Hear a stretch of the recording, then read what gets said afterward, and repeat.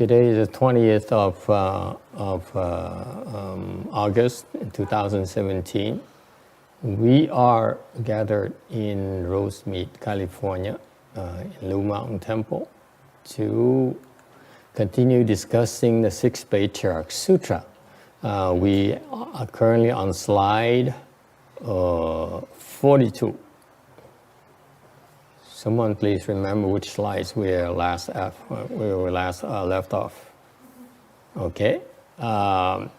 We are talking about the encounter between the first patriarch and his pupil, the 2nd Patriarch.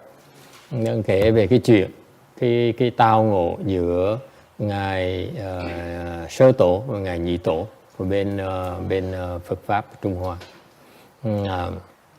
So what happened is Bodhidharma met with Sẩn Quang. Bodhidharma gặp được Thần Quang. Thank you. And Sẩn Quang lost his temper because he couldn't answer Bodhidharma's question. Thần Quang nổi sùng tại vì trả lời ngài Bodhidharma câu hỏi Đạt Ma không được. So he broke Bodhidharma two front teeth. Mới đánh Bodhidharma, nó gãy hai cái răng cửa. And then he had a change of heart. He ran after Bodhidharma to request to be taught how to end birth and death. Rồi sau này mới đổi ý, mới chạy rượt theo ngài Bodhidharma xin phép được truyền cái pháp liễu sanh tử. And Bodhidharma's answer was that you can't be serious. Bodhidharma nói sao mà ông khùng cái độ như vậy được. You just knocked my two front teeth off. You turned me into Leon Spinks. Ông mới đánh gãy hai cái răng của tôi. Okay. Bây giờ tôi cười cái miệng tôi nó đen thui và bây giờ muốn tôi dạy ông dạy pháp cho ông. And then you want me to teach you? You want me to help you? You can't be serious. Ông tưởng tôi cùng hay sao? And so he ignored him. Anh thành làm lơ. And he went to Shaolin Temple, tới cái chùa Thiếu Lâm. And he sat down, do zazen, ngồi xuống tọa thiền. And sat facing a wall, ngồi nhìn cái tường. And ignored Sẩn Quang completely. Ngồi tọa thiền, quay cái lưng, cái mặt nhìn tường, quay lưng ra về cái cuộc đời thế gian này và không ngó ngàng gì tới ngài Thần Quang. So what did Sẩn Quang do? Sẩn Quang knelt behind him. Thần Quang mới quỳ xuống sau lưng ngài Bodhidharma. Okay. And to show his sincerity, để bày tỏ cái lòng thành tâm của mình. Little did he didn't plan on having to stay to kneel there for 9 years, and yet still Bodhidharma wouldn't pay attention to him. Đâu có ngờ rằng quỳ 9 năm trời liên tiếp mà Bodhidharma cũng lầm lờ. Okay. When you hear about this story, when people hear about this story, nghe kể cái chuyện này,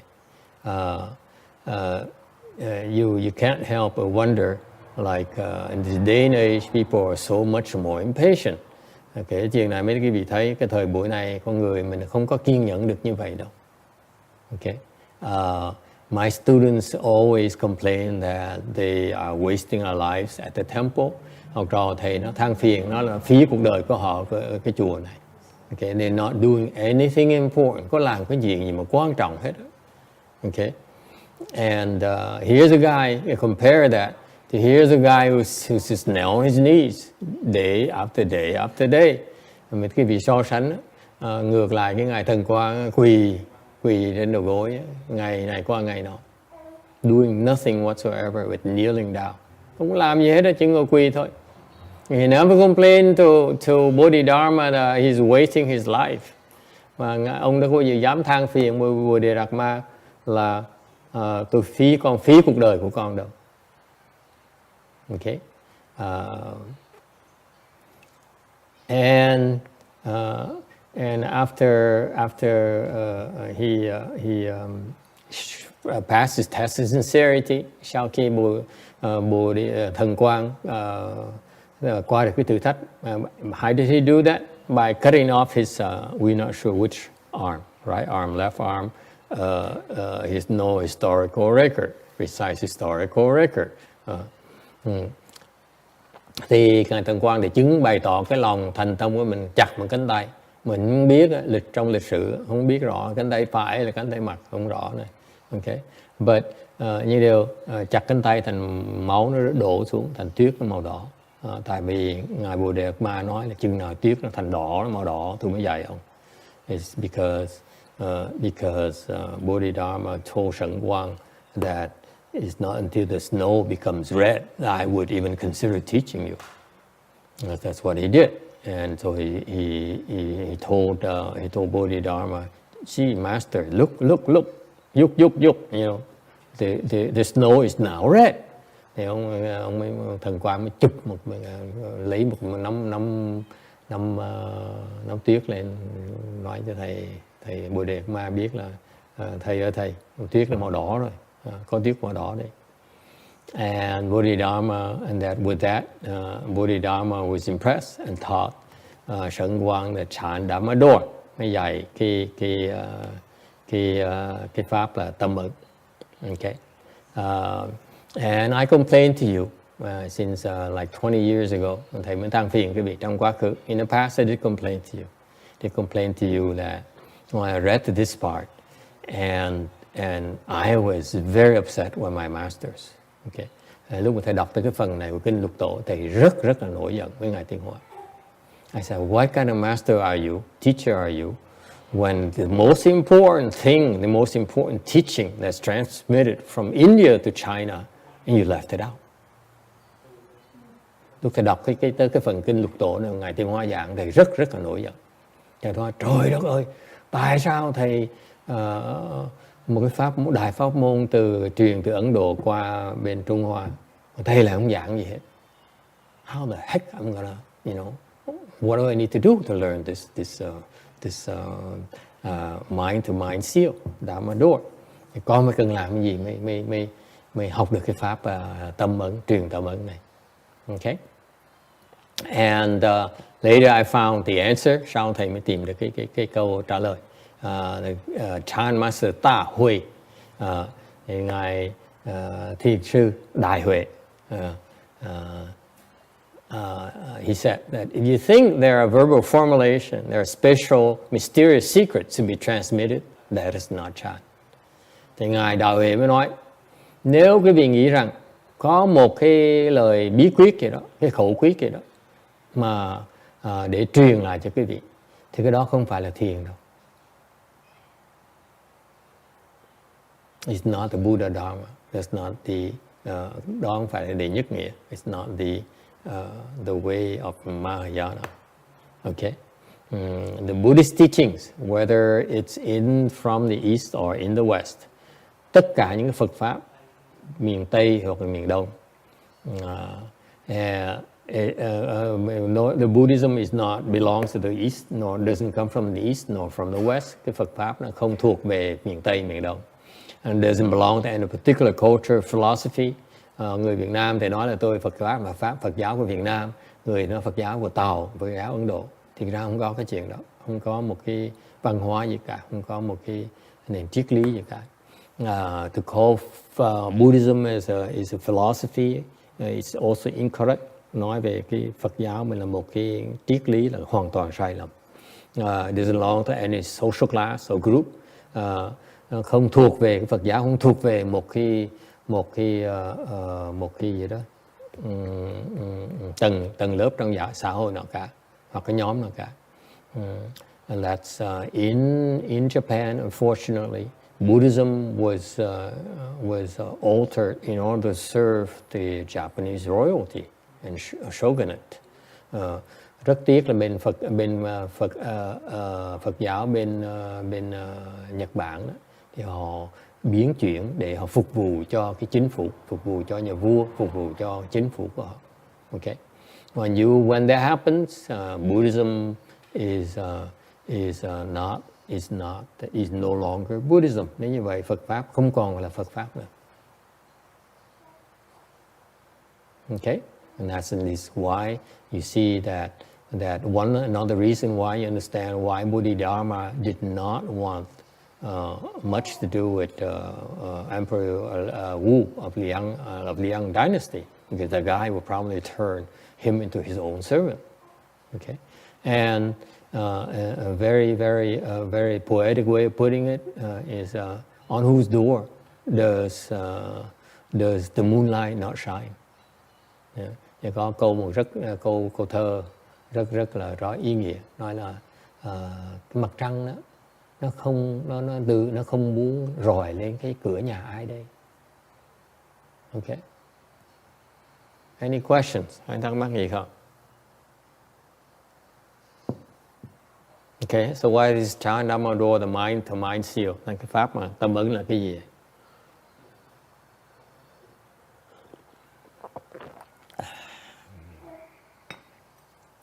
What it means at this stage, ý nghĩa lúc mà nói mà Ngài Tiến Hóa Ngài nói là lúc đó Ngài Bồ Đề Đạt Ma truyền lại cái pháp tâm ấn cho cái thần quang. Okay. When Master Xinhua says, then Bodhidharma transmitted a Dharma seal to Shen Quang. What does it mean? Nghĩa là sao?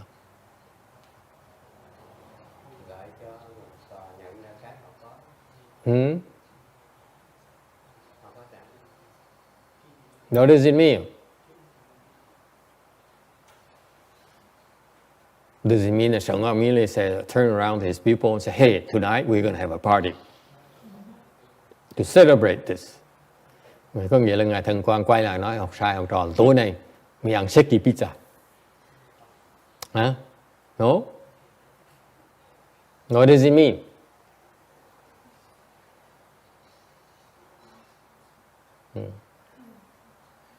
It simply means that Bodhidharma certified that Shen Quang was enlightened.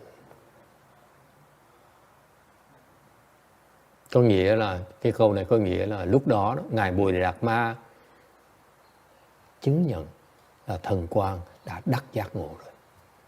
He became enlightened. He certified it. Okay?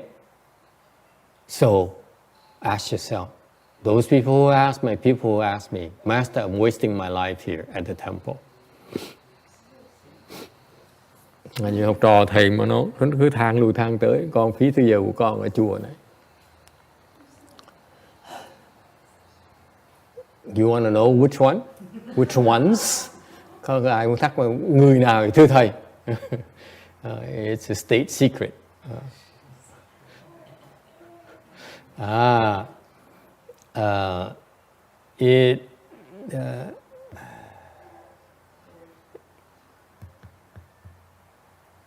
That's a magic about the training. Cái này cái sự đặc biệt giữa cái sự huấn luyện thưa quý vị. Okay, to want the teacher to let the student kneel for 9 years. Okay, thấy không? Ông thầy bắt để cho mình quỳ 9 năm trời. Okay, and with that, and that leads to the fact that you become enlightened.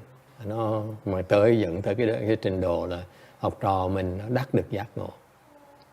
Okay, and that's why he is very, very glad he certified him. The mind-to-mind seal is basically a certification process. Cái tâm ấn này đó, nó chỉ là một cái sự thừa nhận. Đó là con đã giác ngộ rồi. Basically it says, I certify you are enlightened. That's it. Okay? It's not, therefore, because of that certification, is not meant for the third person to know. Vì cái sự thừa nhận đó không thể nào để một người đệ tam nhân thấy được. Only the master to pupil, chỉ thầy, chỉ sư phụ với học trò thôi.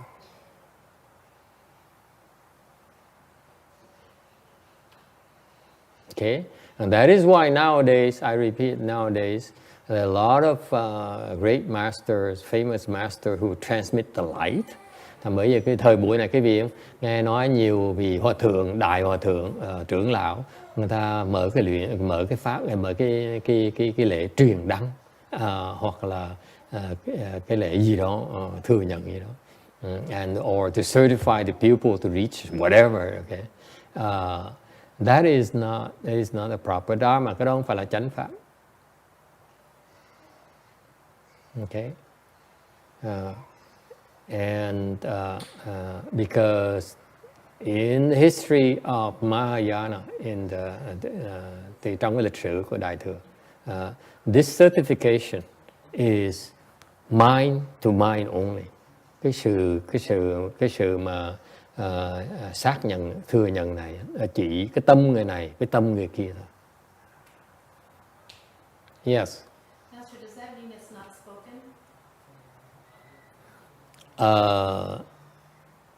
Does it mean it's not spoken? Có nghĩa mình có dùng ngôn ngữ là không? Why do they ask questions like that? Oh, mind to mind.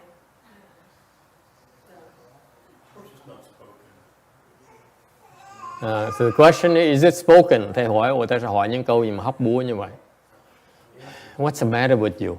Can't you ask like regular people's questions? Hỏi mà ác dữ vậy. Is it spoken? Có nói là không? Text says no, it's not spoken. Ông text ông nói là không nói một cái chữ, một cái tiếng nào cả. Okay, before you fall asleep, trước khi cái vị ngủ gật. No, it's not spoken. Nó không có nói. Okay.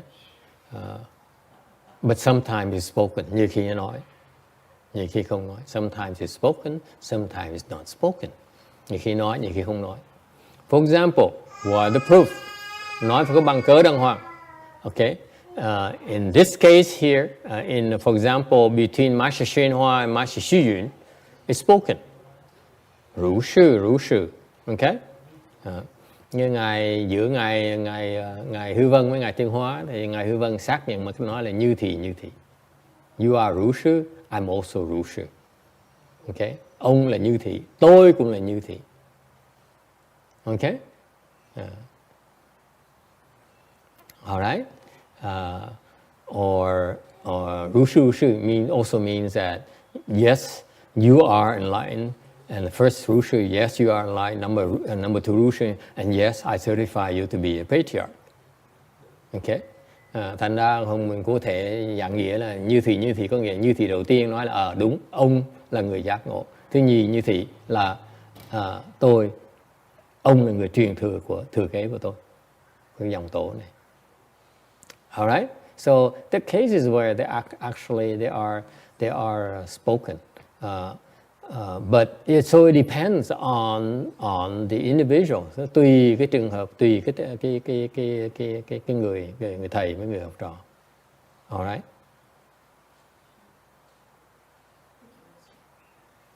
All right.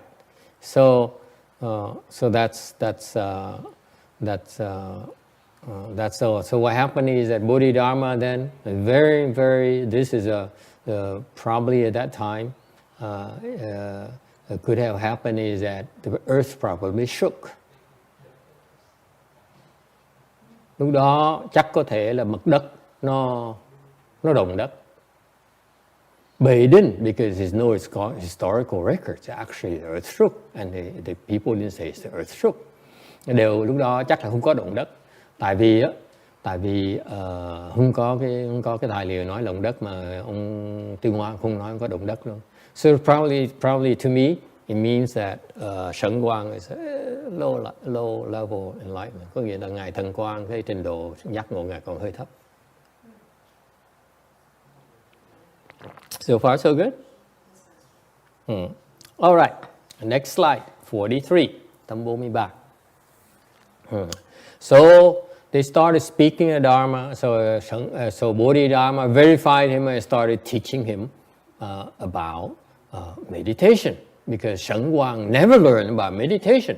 Thì ngài Bodhidharma thừa nhận Thần Quang rồi mới bắt đầu dạy Thần Quang về cái pháp môn thiền. Okay, and what did he teach him? According to the historical records, he taught him the Langkava Tara Sutra.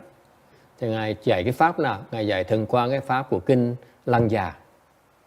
Langvakatara, something like that. So he, let me Google that. Langkavatara. See, Langkavatara Sutra. Thank God for Googles. Thì kinh Lăng Già, because Langkavatara Sutra is a sutra that the first few patriarchs used to transmit, to teach their pupils the Chandama doors. Thì bởi vậy, lúc mà mấy cái vị mấy cái tổ đầu tiên của cái lịch sử thiền tông Trung Hoa đó, thì các ngài dùng cái kinh Lăng Già để mà truyền cái pháp môn thiền.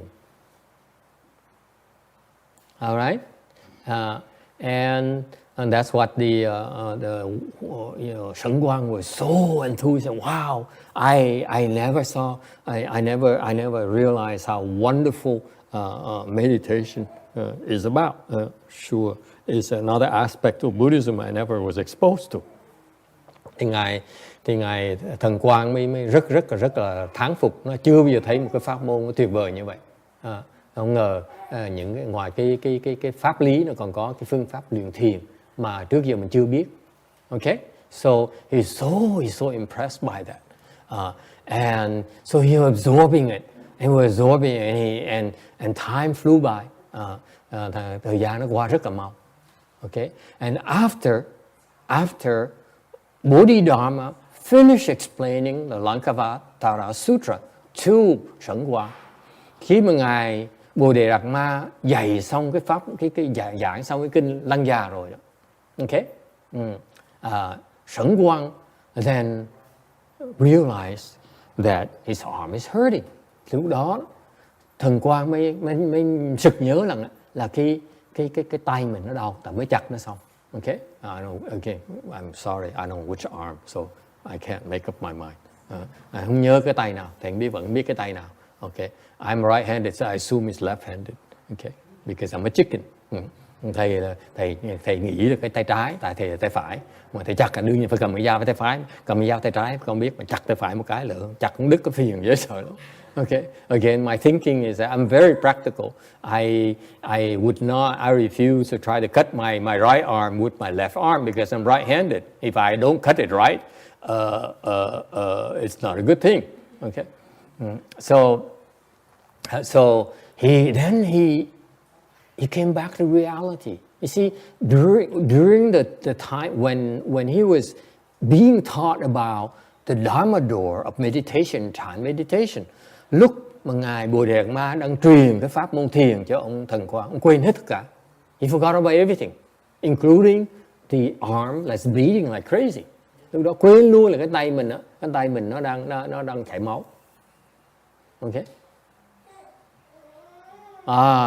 But after, and God knows how long it took the Bodhidharma to explain this sutra. I figure it can't be very long because how many liters of blood do we have in our body? Okay, not that many gallons. I'm told 2-3 gallons, could be 5. Okay, so it cannot be that long. Okay, and so Shen Guang came back to reality, realized his arm is hurting like crazy. Lúc đó thần quang mới nhớ sực lại cái tay mình đang chảy máu. Okay, and so he says, my mind is agitated. Please help me pacify it. Nói bây giờ con làm tổ sư rồi. Cái tổ sư, I'm now a patriarch. I'm second patriarch now. And the second patriarch cannot have an agitated mind. Cái vai vế con là tổ sư là nhị tổ rồi, không thể nào cái tâm nhị tổ mà tán loạn được. Agree?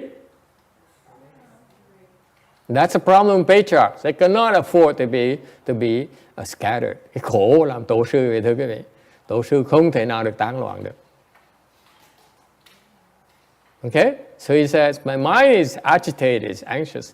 Please teach me how to pacify it.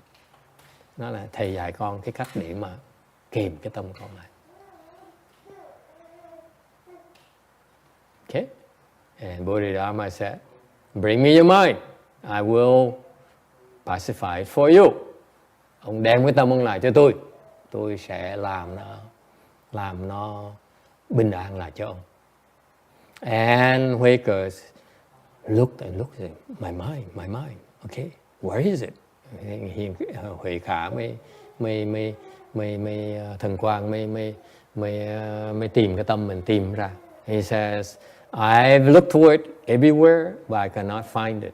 Thì Huệ Khả mới báo lại cho thầy, nói là con kiếm khắp mọi nơi mà không thấy nó ở đâu hết. And Bodhidharma said, I have pacified your mind. Thì Bodhidharma mới nói rằng, trả lời rằng thầy đã làm cái tâm con nó bình an rồi.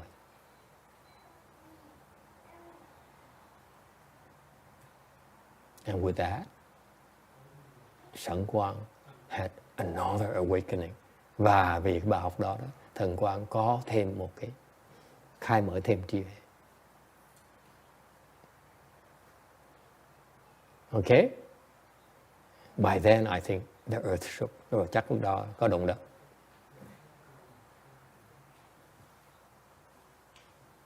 All right?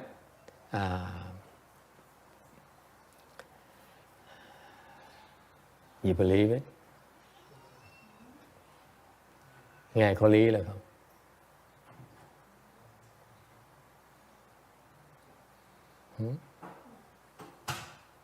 What kind of teaching is this? Cô còn nói nó trên trời dưới đất không nha?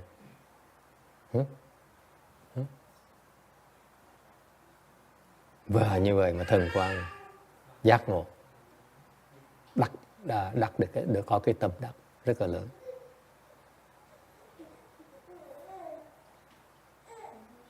How is it possible? Cái câu chuyện này những người thường nghe không hiểu đâu. I mean, you see this, you read this everywhere.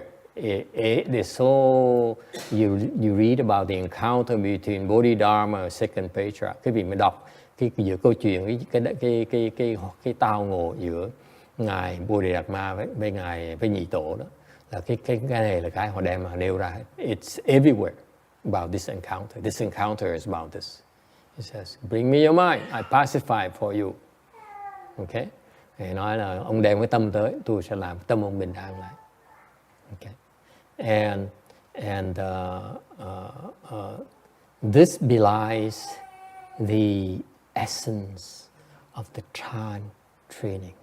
Đây là cái tinh hoa của cái sự đào tạo nhân tài bên Thiền tông.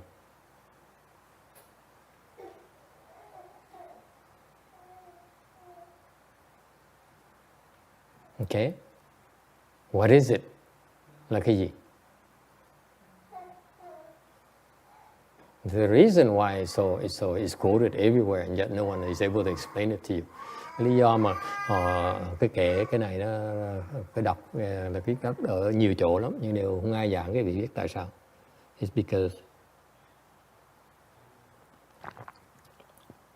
the essence of Chan training, cái Thiền tông huấn luyện nhân tài như vậy thưa quý vị, đào tạo nhân tài như vậy.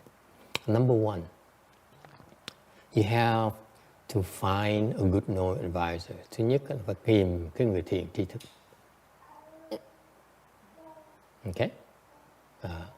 And tìm người thiền tri thức rồi. Okay? So that's a starting point. Okay, for Sẩn Quang, think about this story. Sẩn Quang for his entire life is on his own. Cái vị để ý chứ coi, ngài cái chuyện ngài Thần Quang là cuộc đời của ngài tự học lấy, không có ai thực sự là thầy của mình, tự nghiên cứu học thôi. Okay, and how far did he go? He got nowhere. He just knew a lot of words. Ngài chỉ học được cái chữ thôi, nhưng đều không vững liễu sanh tử được. And yet he could not transcend birth and death. Okay. So then he says, the only way for me to transcend birth and death is to find a wise teacher.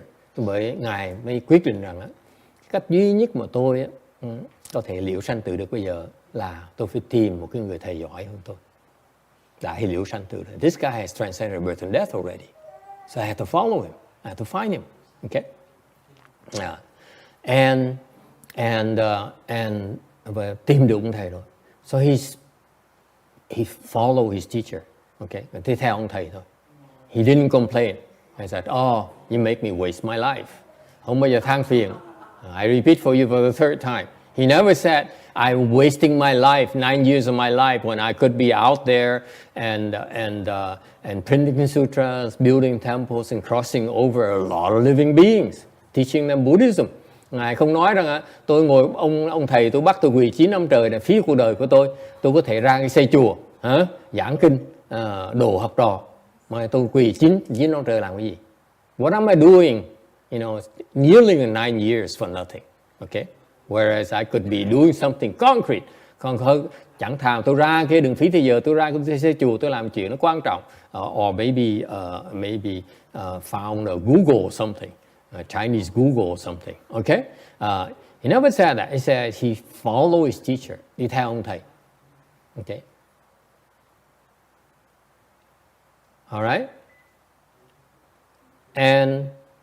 And the trouble with following a good enough advisor, cái phiền phức, cái việc mà theo người thiền rất có cái phiền phức ở chỗ này nữa. What is difficulty? I don't explain it to you, you never understand. Thì không giảng cái việc thế nào hiểu được cái đó. What's the problem when you follow a good enough advisor? He has to kneel 9 years. Ông này ông phải quỳ 9 năm trời. Cái việc nghĩ lại cho coi. Have anyone knelt 9 years? Có ai quỳ 9 năm chưa? That's why you don't know. Tại cái việc không hiểu được. It hurts like hell. Nó đau dễ sợ lắm. Can you imagine? It worsens every day. Càng ngày nó càng đau. It doesn't get any better. Đúng không? Cái chân mình, cái đầu gối mình, our knees are not meant for kneeling. Cái đầu gối mà ngồi quỳ càng ngày chịu như nổi. And 9 years. 9 năm trời. Nó đau dễ sợ. I mean, it hurts more. The next following day, it hurts more and more and more and more. I've been painting the house at Evelyn for over a month. It took me about 3 weeks to recover. Thì sơn cái nhà đằng kia 1 tháng trời, 3 tuần cái cơ thể bây giờ nó bớt mỏi. Okay?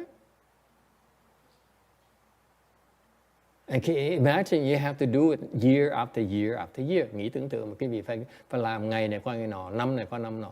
Chịu đựng nổi không? Okay? So, the point being that, let me spell it out for you. Nói cho một cách trắng trợn cho quý vị nghe. You follow the good knowing advisor's training, it's more difficult every single day. Mỗi ngày nó càng khó thêm.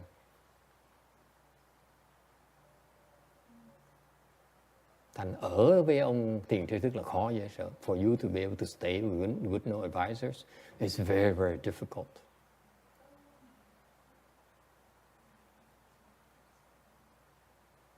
Đừng có nghĩ là dễ dàng đâu. I think it's easy. Think again. Look around you. How many have left already? Cái việc nghĩ là coi biết bao nhiêu người đã bỏ cuộc rồi. Chịu không nổi. He said, what did they say? It hurt too much. Những người mà bỏ cuộc nói là khổ quá. It hurts too much suffering. Yes or no? Ask them. Call the, let's not call them names. Talk to them. It hurts too much. The same common refrain. Quý vị hỏi những người mà đã bỏ cuộc rồi, ta là sao? Khổ quá, đau đớn quá. That's exactly what happened to Sẵn Quang. He had to kneel day after day after day. Okay? Theo. Hiểu không Quang ơi? Nó khổ dễ sợ nhưng phải đi theo là dễ dàng đâu. Nó quỳ xuống nó đau chân dễ, cái đầu gối nó đau dễ sợ lắm. Đau buốt xương luôn á.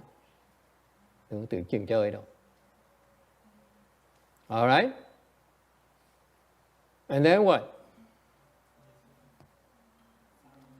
And finally, I explained to you why it happened. Why Shen Guang got another, a leap in that short order. Rồi thầy giảng cho quý vị biết là lúc đó là cái đã chín mùi rồi. Sau 9 năm là chín mùi rồi. After 9 years of hard work, the seeds are ripening. Cái chủng tử nó sắp chín rồi. Okay? And that's why the reason, the condition that the seeds ripen in this case here, in this example here, cái lý do mà chủng tử nó chín mùi ở đây là tại vì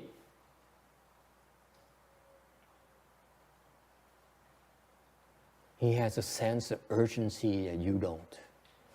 Ngài Thần Quang có một cái cấp bách trong cái tâm của Ngài mà quý vị không có được.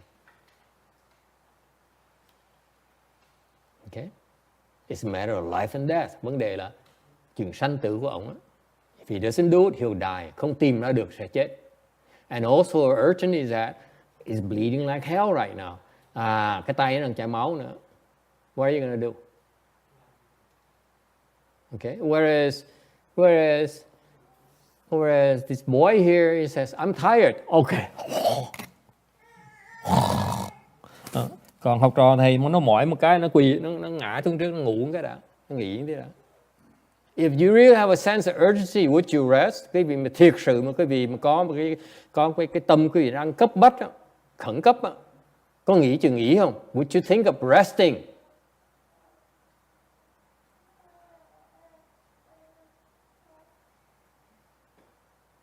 Okay? But no, you modern day people say, oh, that's too much. Let's take it easy. We can do it tomorrow. There's still time. I'm still young. Cái vị thời đại nguyên tử này đó, cái vị nói là có gì cấp bách đâu, mình phải có cái trung đạo, mình phải isn't Buddhism about the middle way? You should not go to extremes. Phật giáo không phải là trung đạo sao? Đừng có làm quá lố hả? Okay, let's take a break. And tomorrow is still tomorrow. Ngày mai là làm tiếp. Questions? Ai thắc mắc gì không? That's all I can reveal to you. Thầy chỉ chia sẻ cái vị chừng chừng đó thôi. Nói nhiều quá thì thầy không có chuyện làm này. If I tell you everything, I have nothing left to do. But it may not be a bad idea. Any questions? Ai thắc mắc gì không? Cái tà thôi cũng được, sao đâu có gấp gì đâu. Cái thái độ như vậy thì khó mà giác ngộ lắm em. If you have the attitude that, that what's the hurry? It's very hard for you to become enlightened. You say, I'm still young. I still have time. Tôi còn trẻ mà. I have till 100 years, at least 100 years. 100 năm nữa mà. Didn't my children just do the Ulaanbaatar thing for me today? Con cái mình nó cúng Vu Lan nhưng mà ngày hôm nay mình phải sống 100 năm rồi. Now we're going to live 100 years. What's the hurry? Question.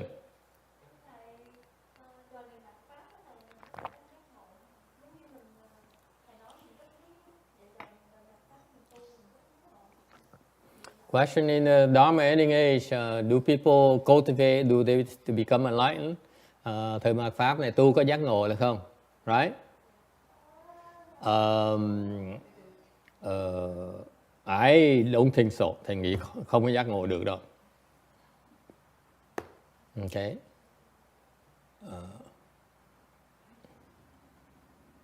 Yes? Well, I'm trying. You trying? I'm trying to cultivate. You're trying to cultivate, become enlightened. Rồi có người nói là tôi đang tinh tấn tu để mà đắc giác ngộ. Okay, that's good. Me too. But I have more experience than you. I find it so much more difficult than you. You think. Thầy cũng vậy, thầy cố gắng tu mà đắc giác ngộ mà thầy thấy nó khó quá. I'm getting too old, bây giờ già quá rồi. So unlike you, I'm training the next crop, much younger than me, hoping they become enlightened, and then they save me later. Chủ trương thầy là huấn luyện cho tụi nó trẻ hơn mình để cho nó giác ngộ xong nó về nó cứu mình. Okay. That's why we have children, so that they can take care of us. Okay. Who's here to help translate for routine? Có ai thông dịch cho cô Nhập Thanh không? Anyone can speak Chinese for her? You see, Jin Xiang is at rehabbing her knees, her legs.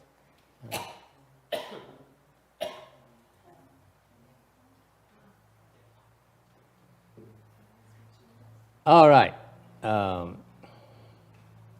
So the slide 43 here actually is the epitome of the Chan training.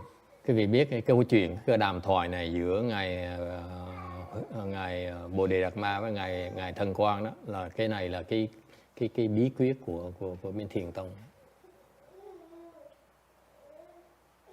đào tạo nhân tài của Thiền tông. Okay, so in this Dharma ending age, if you're willing to cultivate the way that is set example in this example here, you will become enlightened. Nói cách khác, cái thời mạt pháp này, dầu thời mạt pháp, nhưng nếu như quý vị sẵn sàng tu với theo cái tinh thần mà thầy mới giảng quý vị trong cái giữa ngài Thần Quang với ngài Bồ Đề Đạt Ma, quý vị sẽ đạt giác ngộ. You will become enlightened.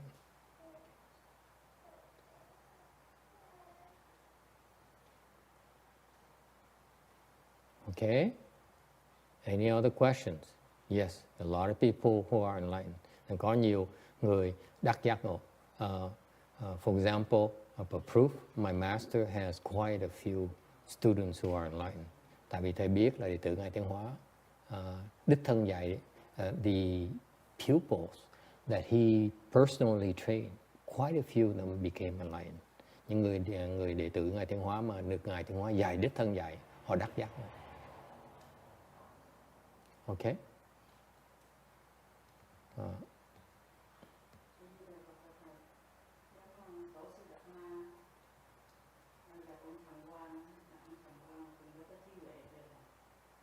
Thần Quang đó rất là thông minh, rất là thông minh, nhưng đều không biết cái phương pháp để mà liễu sanh tử. Thông minh là mình chỉ biết thôi, mình cái tri kiến của mình thôi, còn cái mà liễu sanh tử nó không liên quan tới tri kiến hết. Muốn liễu sanh tử phải biết cái cách để mà liễu sanh tử, chứ không cần biết. The question, Eugene has a very good question. Cô Quảng Ngân có câu hỏi rất là thông minh. Nói là người Thần Quang á, là ông có thông minh là không hả? Có trí huệ là không? Question của Eugene has a very smart question. He says, does Shen Quang have wisdom? I said that Shen Quang is a very bright, very bright monk, a very rare monk. Thần Quang là một người sư rất là đặc biệt.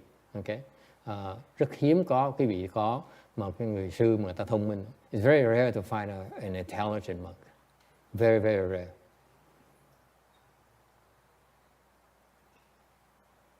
Okay? Người tăng mà thông minh rất là hiếm. Maybe back then, đời xưa có thể có. Maybe back then the monks were very intelligent. Nowadays it's very hard to find intelligent monks. Thời buổi này rất là khó mà kiếm monk tăng mà thông minh thời đại này. Okay, and nhưng điều cái thông minh là cái thông minh về cái tri kiến. You're intelligent, you're smart because of your knowledge, of your training. Okay, but wisdom is quite different. Ngược lại cái trí huệ là nó không phải là tri kiến. Wisdom is not about knowledge or training.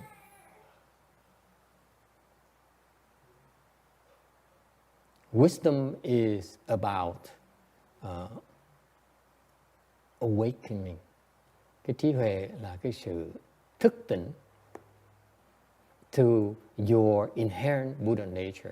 Thức tỉnh mà quý vị thức tỉnh là về cái thực tại, cái sự thật là quý vị có sẵn cái Phật tính mà quý vị không biết. You awaken to your inherent Buddha, the Buddha nature. Biết, thức tỉnh rằng mình có Phật tính ở đây. That unawakened people cannot be aware of. Mà cái người mà phàm phu, người mê muội không thể nào cảnh thức được cái chuyện đó, giác thức được cái chuyện đó. That is why they don't have wisdom. Vì họ không có trí huệ. Họ chỉ biết mà không có trí huệ. They know, they have knowledge, they're smart, but they don't have wisdom. Họ biết nhiều lắm, họ rất là giỏi, họ rất là thông minh, nhưng đều không thấy được cái Phật tánh của mình. They cannot see the Buddha nature, their own Buddha nature. And that is why intelligent people, bởi vậy cái người thông minh làm gì? What do they do? What do they do? Intelligent people do? Huh? What do they do? Quickly. This woman is very slow. Người này chậm dễ sợ. What do they do? Worldly things. Close. Nó lo chừng thế gian. Người thông minh làm gì hả bà cụ? Làm gì? Intelligent people. Người thông minh làm gì? 聪明的人他们做什么？ làm cái gì? Hả? Kiếm tiền. Make money. Absolutely. Cầu danh, theo lợi, right? Cầu danh lợi. They seeking jobs, money, love. Yes? Cầu danh, cầu lợi, cầu tiền tài, cầu tình ái. Yes? Yes. Bà già nói sao? Sư cô già nói gì? Thông minh tìm sư học đạo. Không, thông minh đâu phải là tìm sư học đạo. Thông minh là đi làm tiền.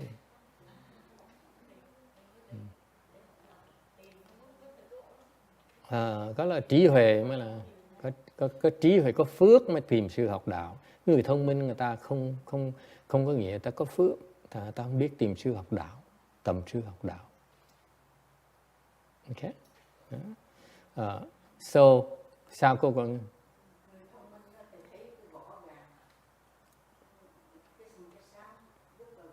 không thấy không rõ?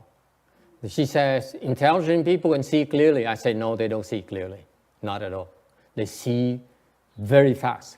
Người thông minh ta nhìn rất là lẹ, ta thấy rất là lẹ. Okay, but they don't see. They don't see the truth. Họ không thấy được cái chân lý. They don't see the truth about it, the principles behind it. Họ không thấy được. Họ chỉ lè thôi. Họ biết nhiều thôi. Họ không biết cái kỳ quan trọng nhất. They understand. They know a lot. They're very very fast. They're very sharp. Okay, but they don't understand the big picture. They don't have the big picture. Thành cái người thông minh, họ biết nhiều, họ giỏi, nhưng họ không thấy được cái đại sự. I give you the analogy. Intelligent people know a lot. They understand very fast. They can dissect very fast. But they don't see the big picture. They cannot see the big picture.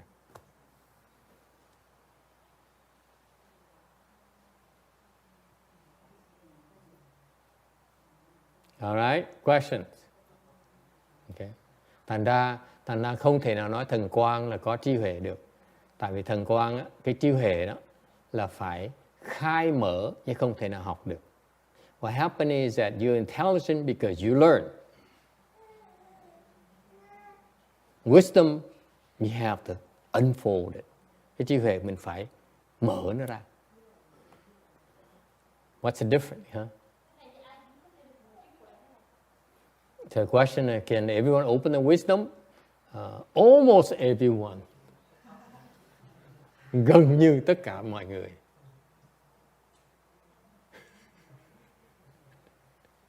Okay? That's true. Everyone can unfold the wisdom. Ai cũng có thể khai mở trí huệ. Everyone, anyone, ai cũng được hết. Okay? But not everyone is intelligent. Ngược lại, không phải ai cũng thông minh hết. Correct? Not everyone is intelligent, but everyone can have wisdom.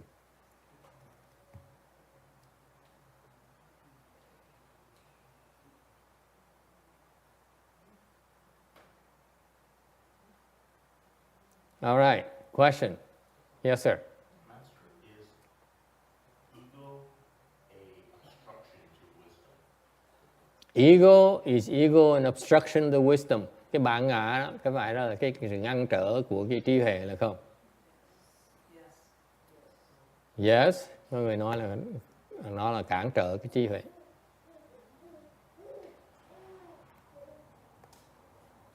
Ego is not an obstruction to wisdom. Cái bản ngã không phải là cái ngăn cản của cái trí huệ. Okay? Ego is the absence of wisdom. Cái bản ngã nó không phải là cản trở trí huệ quý vị, mà bản ngã nó là cái sự không có của trí huệ.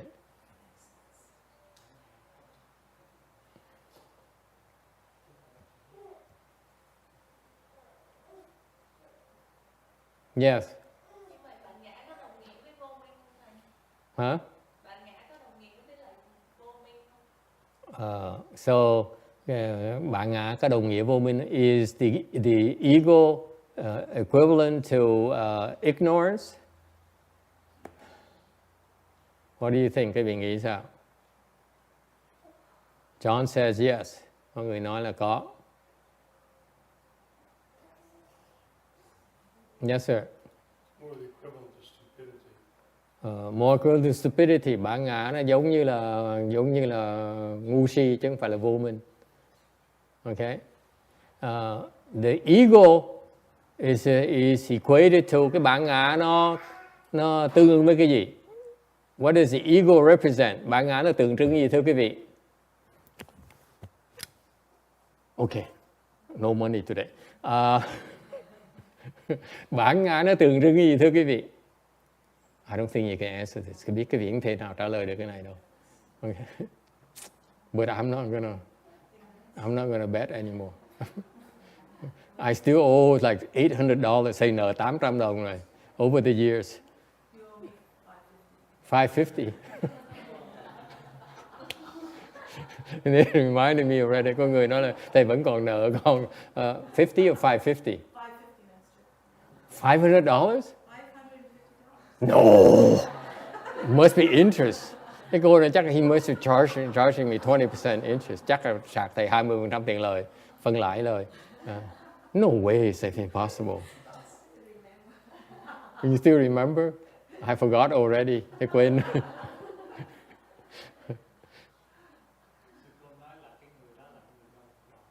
This is stupid, okay? What is ego equated to? Cái bản ngã là cái gì?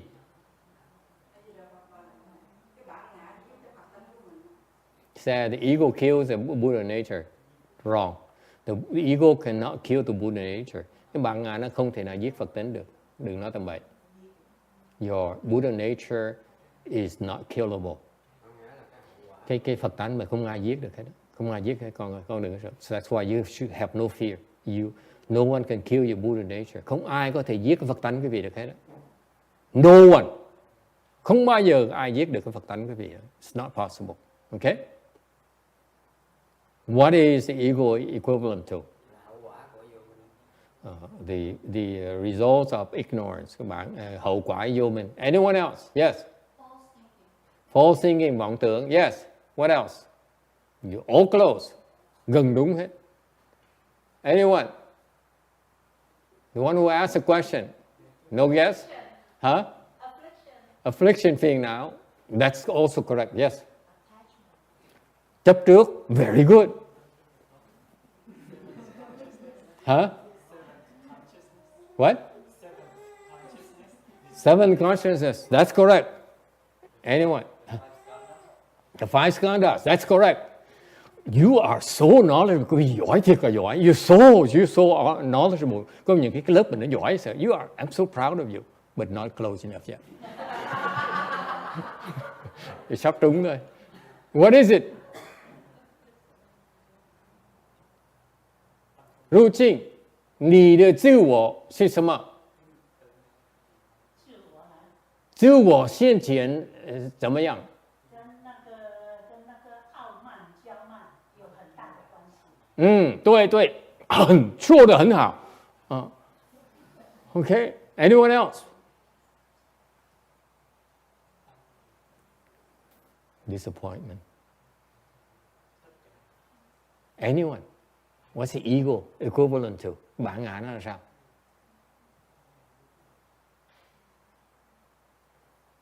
Anyone? No? You don't know? The ego? Hả? Bố bá?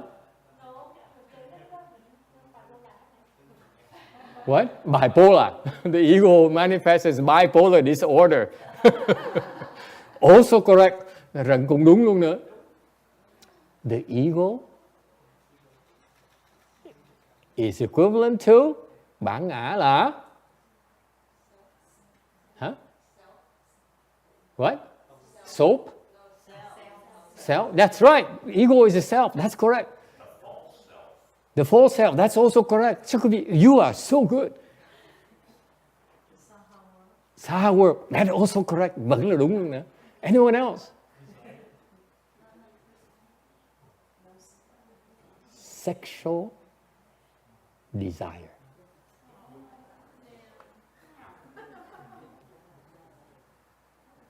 Ego is sexual desire. Bản ngã là cái lòng dâm dục của quý vị.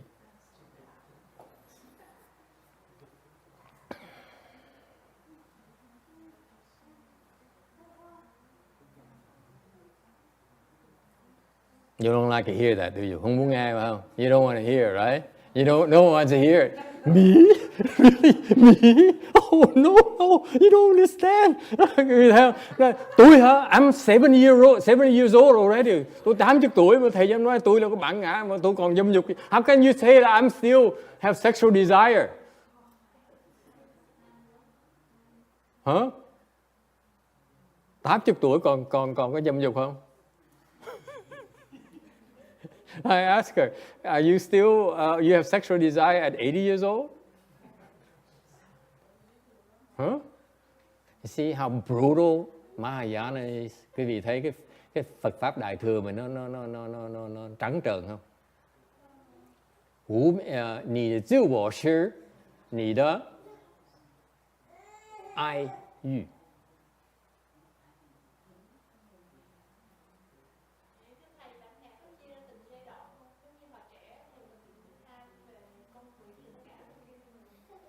There's the ego has different phases of evolution. Bản ngã nó có từng cái giai đoạn khác nhau được không? Lúc trẻ thì nó thích bú sữa. When you are infant, you want to suck. I mean, you want milk. Lúc trẻ thì mình đòi bú sữa, uống sữa, đòi sữa. Excuse me, it's sometimes. I forget there's still a PG audience here. Nhiều khi quên có con nít ở đây. Okay, so the question is, does the ego have phases of evolution? Câu hỏi là cái bản ngã nó có cái hiện tiền nó khác nhau tùy cái thời gian. Thì nói lúc đầu thì mình thích sữa, and then you like solid food, sau thích đồ ăn cứng, okay, and then corn on the cob, xong bắt đầu có bắp, and so forth. And then you like hóa trang, hóa trang, okay, trang điểm, okay, and so forth. Is that so? Đúng là không?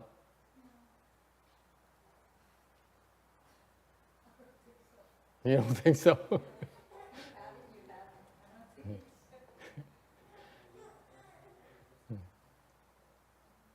The ego has.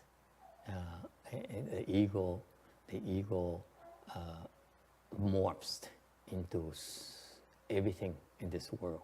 Cái bản ngã cái vị nó tạo ra tất cả những cái trên thế gian này. Meaning that it creates cars. Cái bản ngã cái vị nó tạo ra xe này. It creates high heels, nó tạo ra giày cao gót này. Okay. It creates one piece bathing suits. Tạo ra một cái mặc áo tắm này, okay. It creates everything in this world. Nó tạo hết tất cả những cái mọi sự trên cái thế gian này, everything. That's how pervasive it is. Là nó hiện diện khắp mọi nơi, everywhere. Yes, see, I have an disagreement. Có người không đồng ý rồi. Yes, go ahead. Even iPhone 8, yeah. 7 doesn't count. iPhone, absolutely, is the iPhone. Without the ego, there's no iPhone. Không có bản ngã, không thể nào có cái iPhone được. Anyone else? It's also something called love as well. Without the ego, is no love. Huh? Without the ego, is nothing called happiness. Không có cái bản ngã, không có gì gọi là hạnh phúc được hết. Okay? Yes, ma'am. Is it because we're physically born? You mean because of the seeds? Có phải vì cái chủng tử là sao? That's right. We're born from love, therefore we are love. Sounds good, huh? Yes. You said without ego, there's no love, no good. That's right. How about bliss? Can that exist without? That's right. It can. True bliss can exist without ego. Nói nếu bạn ngã, không có bạn ngã thì không có tình thương, tình yêu, ái tình. Nhưng điều cái lạc thì sao? Lạc có thể có mà không có bạn ngã thì nó có. Cái chân lạc á, nó có được. You will, if you have no ego, you will experience true bliss. Không có bạn ngã sẽ thấy được cái chân lạc.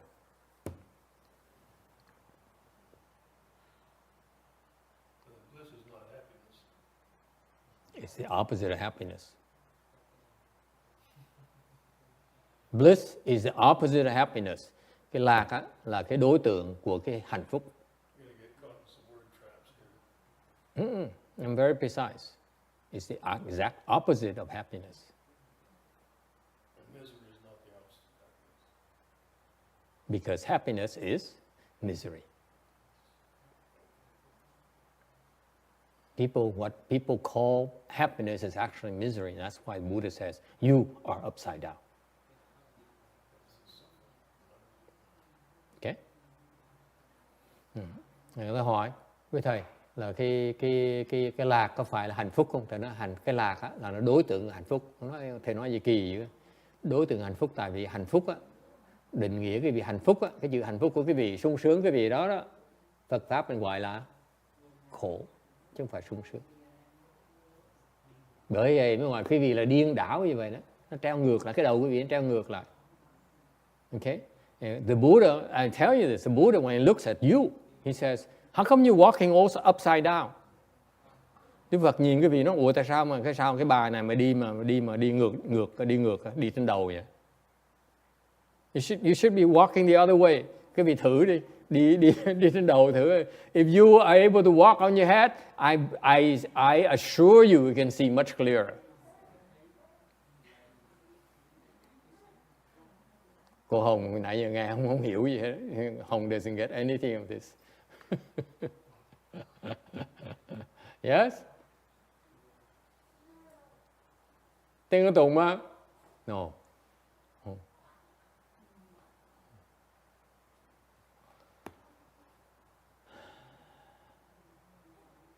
All right, any other questions? Ai thắc mắc gì khác không?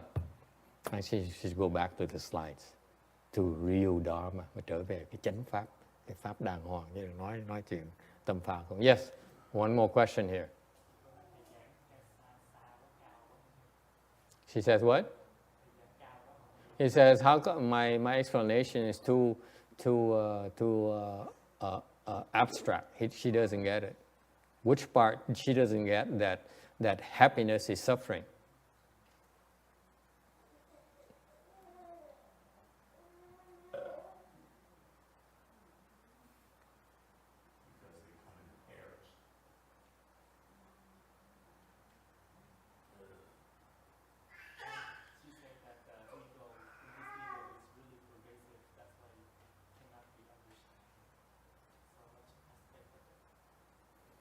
Isn't that not meant for her to understand? She's not capable of understanding yet until she got to a much higher level.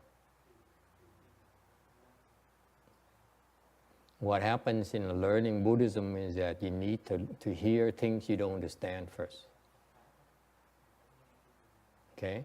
And Even though you don't understand, okay, you still register it.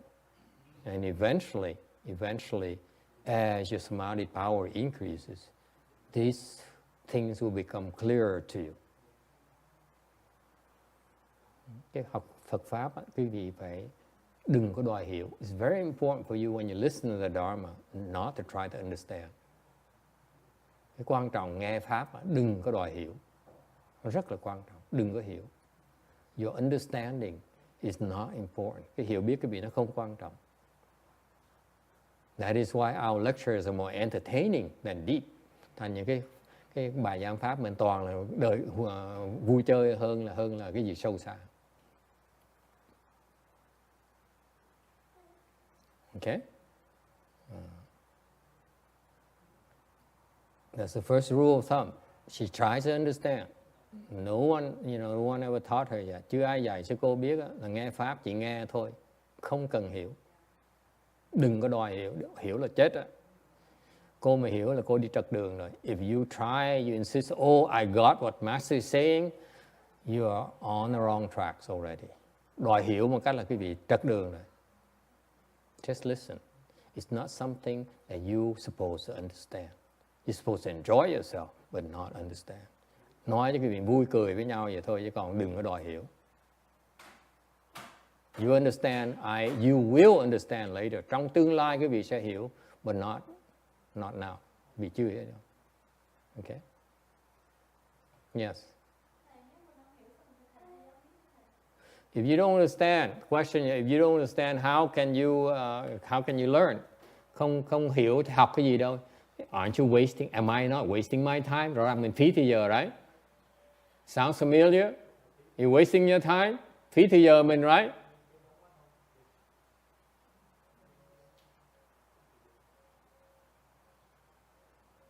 And that's a difference between accruing knowledge versus unfolding your wisdom. Có quý vị mới thấy sự khác biệt không? Quý vị mà thêm cái tri kiến quý vị á là cái tri kiến của thế gian này. Còn muốn mở thì quý vị phải mở ra, như cái quạt mình phải mở từ từ. Whereas wisdom is like unfolding your fan, your personal fan, your hand fan. It takes time for you to unfold it. See? Phải giải từ từ nó mới ra được.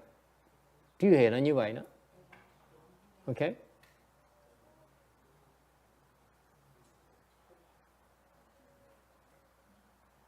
Because as you unfold, you see more and more and more and more and more, but you cannot see the big picture yet.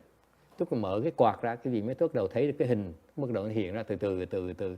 Cái vị mà rồi, whereas you say, I'm not gonna continue unless I see the big picture. You miss the point completely. Có người nói thời đại này người thông minh ta nói nếu mà thầy không giảng tôi không có giảng tôi hiểu là tôi ngừng lại. Quý vị ngừng lại, cái vị rồi mở thấy được cái hình. It's about you seeing it, not me describing it to you. Quý vị thấy sự khác biệt không? Cái việc mở ra mắt quý vị mới thấy được. Thầy không này mô tả cái vị được. I cannot describe the truth to you. I have to tell you, teach you how to unfold it. Thì có thể dạy quý vị mở cái quạt thôi. Quý vị không, thầy không thể nào mô tả được cái quạt của quý vị. I cannot describe it to you.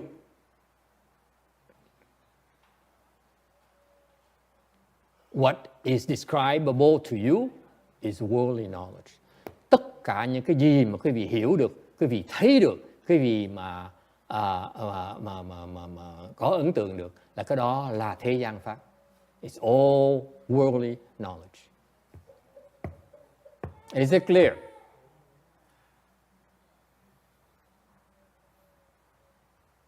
So that's right. It's better not to be very smart when you study Buddhism. Là người mà có thông minh khó học Phật pháp lắm. Smart people, very, they have a hard time understanding Buddhism, studying Buddhism. Người mà thiệt sự thông minh, ta khó học được cái Phật pháp lắm. Try to understand too much. Đòi hiểu nhiều quá đi. Ngồi đó mà đòi hiểu.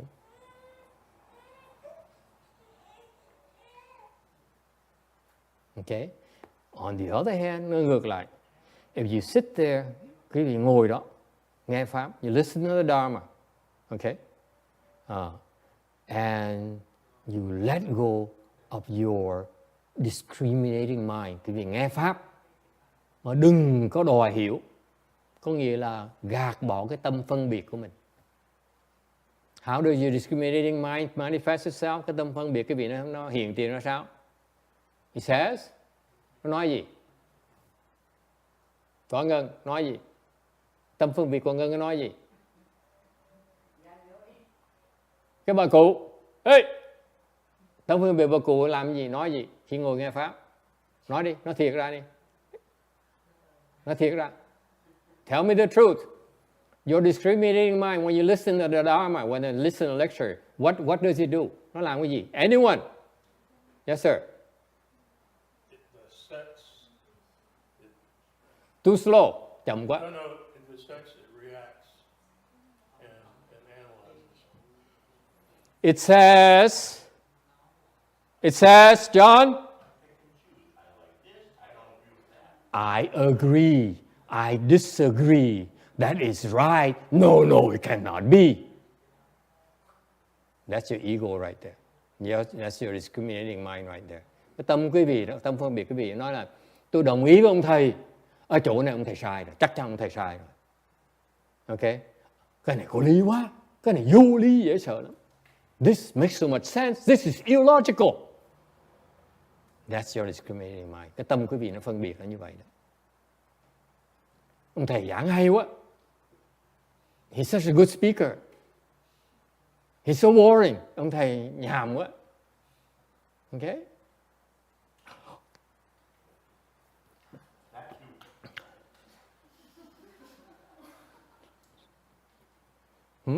That's your discriminating mind. Đó là cái tâm phân biệt của quý vị. And if those thoughts arise, you don't do anything. Cái vị nó khởi lên, kệ cứ ngồi yên không làm nhé. Okay? Don't stand up. Don't walk away and say, I'm never coming back. Đừng đứng dậy nói, chán, phí thời giờ của tôi. I'm wasting my life. Wasting my time. Phí thời giờ của tôi. Trời vừa nóng vừa. Okay? So that's why when you listen to Dharma, just sit there and listen. It goes in one ear, it goes out the other. That's all you have to do. Nghe giảng pháp, giảng gì cái pháp đại thừa như vậy. Cái gì nghe ta vô lỗ tai này, nó ra lỗ tai kia. That's it. You don't have to worry about it. Không cần nhớ, không cần hiểu. You don't need to memorize. You don't need to understand. You don't do anything. Không làm cái gì hết. Chỉ ngồi nghe thôi. Just listen. So she said, how much longer before I become enlightened?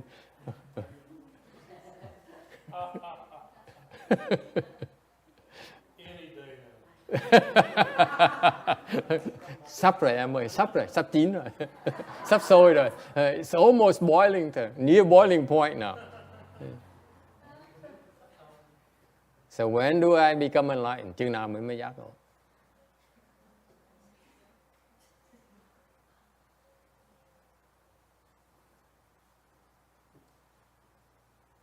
Yes.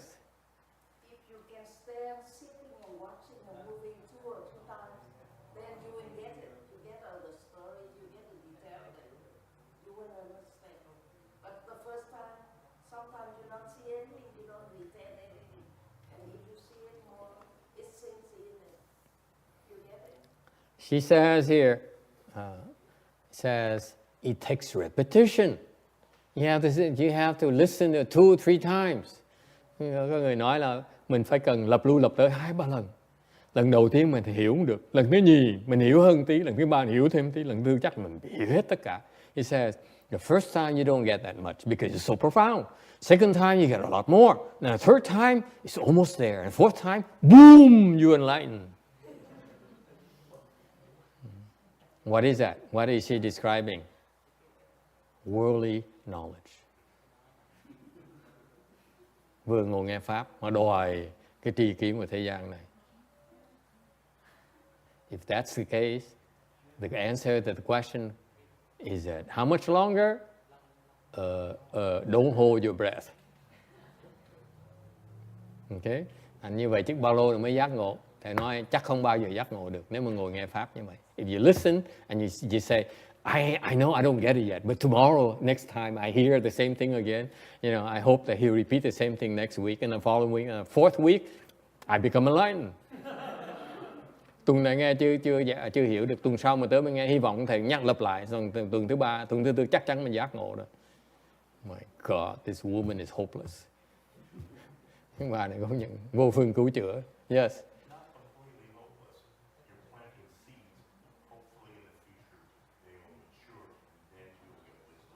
No, if she says, I want to understand, she actually is destroying the seeds. He says, I don't get it. The moment she says, I don't get it, the seed says, it's being destroyed. You guys don't get it. Because as soon as you say, I don't like it, you put a label on that seed already, this is bad seed. Put it away, put it away. Therefore, you're wasting your time. I don't get it. It cannot be right. The seeds I just planted you is becoming sterile. Thầy giảng quý vị nghe cái chi tiết này, cái kỹ thuật này mà quý vị không biết, là quý vị nghe mà tâm quý vị nói cái này trật rồi, cái này sai rồi, cái này nó vô lý, là cái chủng tử quý vị thầy đang trồng trong cái óc của con đó. Con dùng cái bút con biết là cái đồ này là đồ xấu, nó gạt vào trong phần xấu, nó không có chín được. It cannot become mature because you label it as not comprehensible.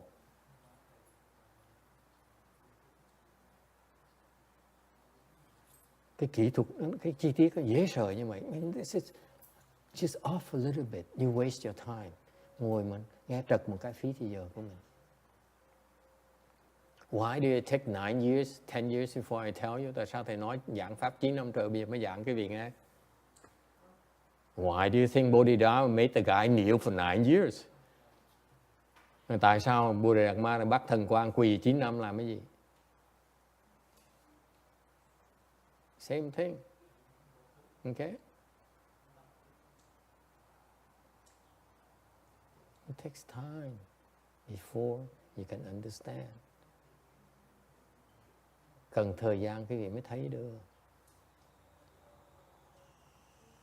It's not because you understand, không phải vì quý vị hiểu, mà quý vị you will become enlightened when quý vị đắc giác ngộ. Cô Hồng, biết gì nào con mới đắc giác ngộ được không? Hồng. I give up. She says, what? Huh? How do you become enlightened?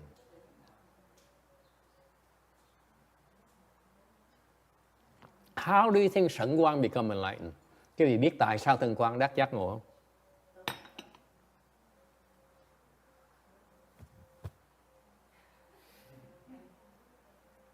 $100. I'm so sure now today. I feel lucky. Ngày nay là thầy cảm thấy rất là có may mắn lắm. $100. If anyone gives me the right guess, I give you $100. Okay, first one. No longer attached to his thoughts. No longer attached to his thoughts. Không còn chấp vào cái tư tưởng mình nữa. Close. He's always so close, but still not quite there yet. Anyone else? $100. T, come on. Not attached. Okay, close.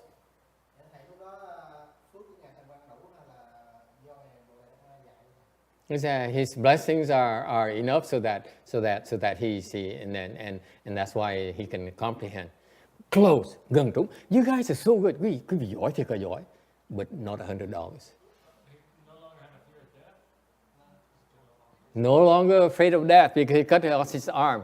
You right? You see, he goes like this. Clearly, this guy is left-handed. Ông nói là ông không còn sợ chết, tại đó rằng lấy cái dao ông chặt, ông cầm tay trái ông chặt cái dao. Thầy thấy ngay dân người tay trái cười khà.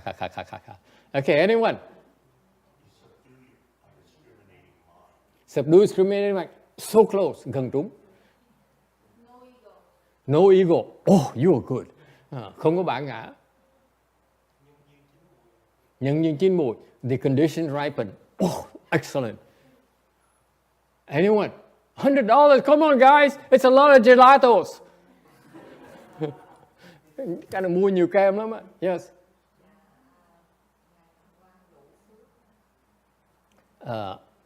Enough blessings. That's very good. Uh-huh. He gave up trying to be enlightened. He grew up trying to enlighten. Very good. Close. Yes.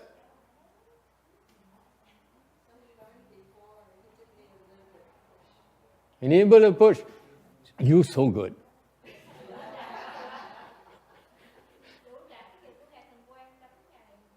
He paid off his debt for knocking the front teeth off. She's original. Cái người này rất là có cái đặc biệt của cổ. Yes. No sex. 9 years ago. 9 năm rồi. Where the hell is he gonna go have? Excuse me. Thầy xin lỗi. It doesn't make sense. Yes. Precisely. The 6th Patriarch wasn't born yet. Cô này nói là lục tổ giúp cái ông đắc giác ngộ. Thầy nói lục tổ nó chưa sanh rồi, này sơ tổ phải lục tổ, nói tầm bậy. One guess only. You blew it. Yes. The good Lord advisor helped him to.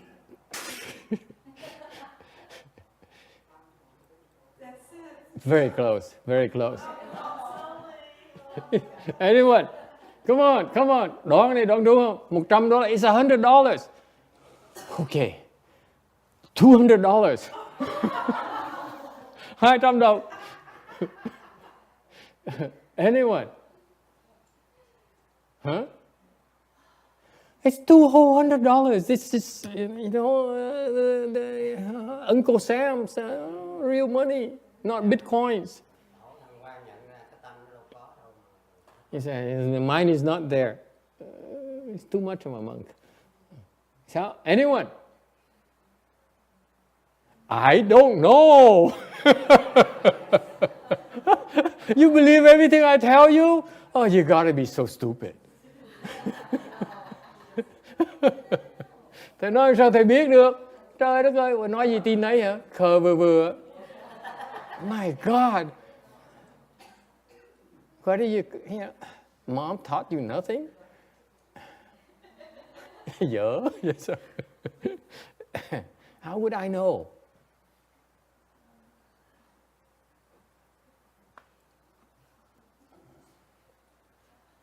Actually, what happened is this. For 9 years, what did he do? 9 rồi ông làm cái gì? What happened for 9 years? Follow Bodhidharma, theo Bodhidharma. That's correct. No money this time, okay? I am broke. I still owe someone $500 supposedly. I don't know about that. Anyone, what did he do for 9 years? Sẵn Quang, what did he do for 9 years? 9 năm trời làm cái gì? YK, what did he do for 9 years? Thinking. Ru Ching, Sẵn Quang.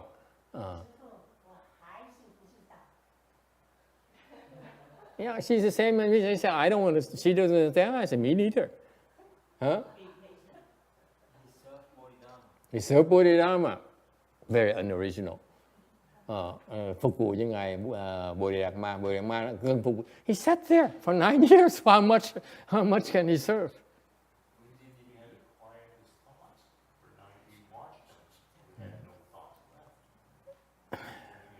Close.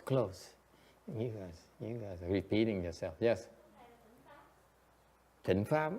Speaking it out. Close. Oh, very good. Được lắm. Cảnh. 9 năm trời làm gì con? He says, I'm confused like hell. I said, you're doing on the right track. Đúng đường rồi đó con. Càng không biết mình càng mới giác ngộ được. The more stupid you are, the quicker you become enlightened. Anyone? For 9 years? Okay? He wanted what?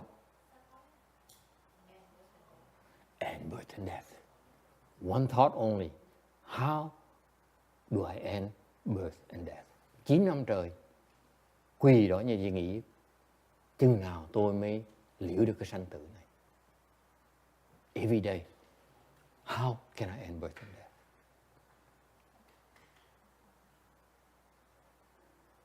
And what happened? He says, oh my God, my knee hurts so much. Đừng nghĩ một cái tư tưởng, cái đầu gối mình đau quá. Okay? That's what happens to him. He said, how do I end birth and death? Làm sao mình liễu sanh tử bây giờ? Cái đầu nó, ôi, sao cái đầu gối trái ngày nay nó đau hơn cái đầu gối phải? Why is it my left knee hurts more than my right knee now? What happened? Oh, let's forget it. That's how do I end birth and death? Okay, so he's switching between that thought, how to end birth and death, and various thoughts. Okay, now, okay, in the end, what happened? The knee pain didn't bother him anymore. Cuối cùng cái chân nó đau, nó không có làm ông phiền não nữa. Okay, and yes.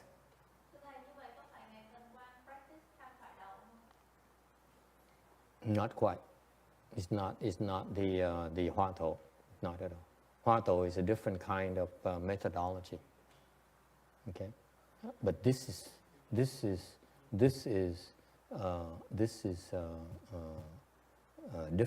different Chan training than Hoa Tổ. Cái phương pháp này không phải là tham thờ đầu, mà phương pháp là phương pháp luyện thiền nó khác tham thờ đầu một tí. Okay. Chan has so many Dharma doors. Cái thiền tông nó có nhiều cái pháp môn dễ sợ. Hoa Tổ is not the most powerful one. Cái tham thờ đầu không phải cái pháp môn mà cao minh nhất. It's not like unlike the Chinese thing, unlike the Vietnamese thing. Không phải như người Việt Nam, người Tàu nghĩ tham thờ đầu là cao nhất. It's not. Okay?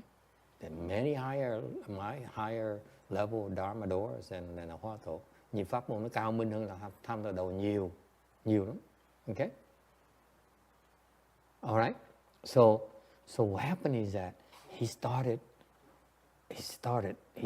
thinking, and all he had in his mind is that one thought: how do I end birth and death, and nothing else matters. Okay, no more pain, no more bodhidharma, nothing else. Okay, it's called the state of single-mindedness. Đó, từ sau 9 năm trời, ông trở thành nhất tâm.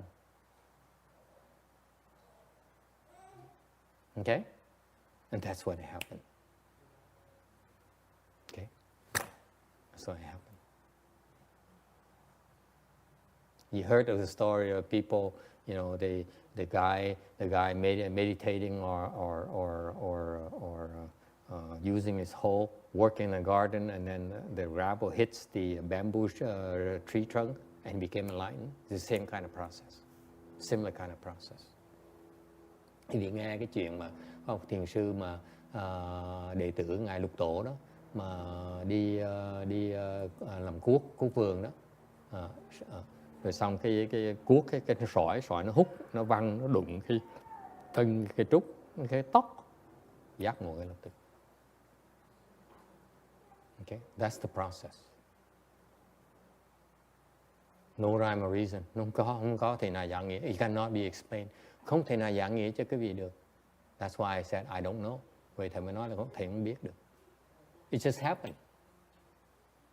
It's not for you to understand. Không phải để quý vị biết, hiểu, mà quý vị biết làm. It's about you knowing what to do.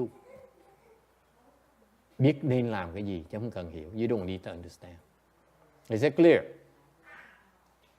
Remember, understanding, whatever you understand, is actually worldly dharma, worldly knowledge. That's all. Very low level. Thành cái gì mà quý vị hiểu được, quý vị thấy được, cái đó là thuộc loại thế gian, tri kiến của thế gian. Cái giác ngộ, quý vị không cần hiểu. Whereas enlightenment, you don't need to understand.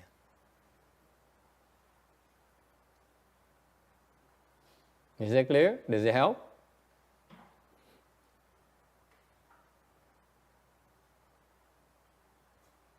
Okay, so where were we? 44, tấm 44. And so as a result, Bodhidharma named his disciple Huệ Khở. Vậy ngài Bồ Đề Đạt Ma, Tổ Đạt Ma mới cho pháp danh cho người đệ tử mình là Huệ Khả, meaning wise and able, người có trí huệ và có khả năng.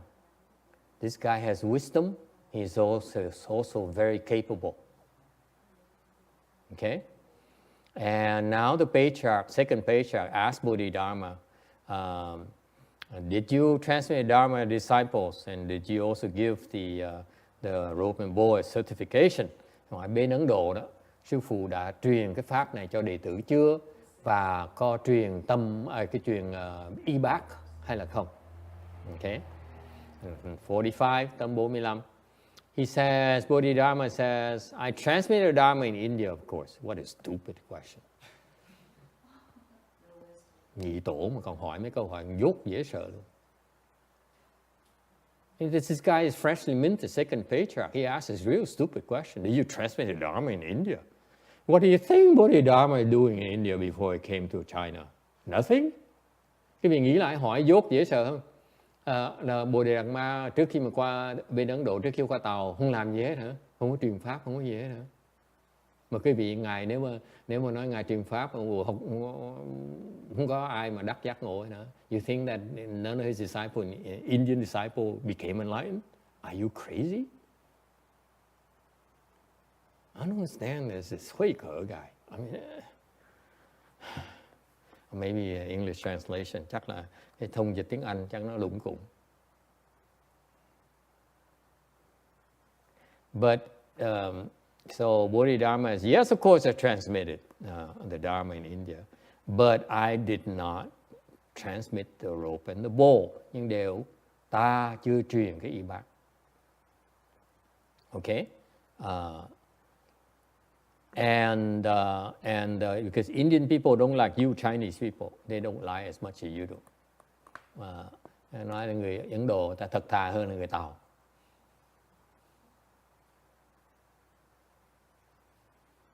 Okay? You know why he said that? Các vị biết tại sao ông nói như vậy không? This is my Hollywood version. Would you like to hear my Hollywood version?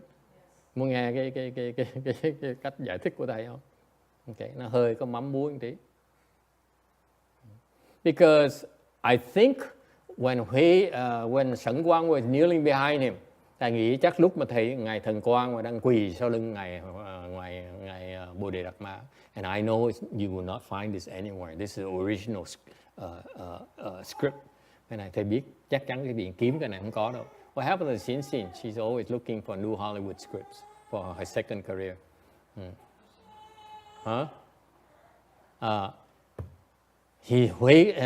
Sẩn Quang is kneeling behind Bodhidharma. Cái vị tưởng tượng như coi ông Thần Quang quỳ sau lưng ngài Bồ Đề Đạt Ma. Okay, and my guess is that he's in order to prove his superior sincerity, he's kneeling in the open. Thầy đối thầy á, tại vì cái ông Thần Quang chắc nghĩ là muốn chứng minh cái lòng thành tâm mình, ông quỳ ngoài trời á, đúng không? Agree, disagree? Don't mind unless you use your logic. This is one you use your discriminating the mind. That's the one you use to watch movies, remember? Okay? So he's kneeling in the open. Why? Because he says, I want to have a suntan so I'm as dark as my teacher.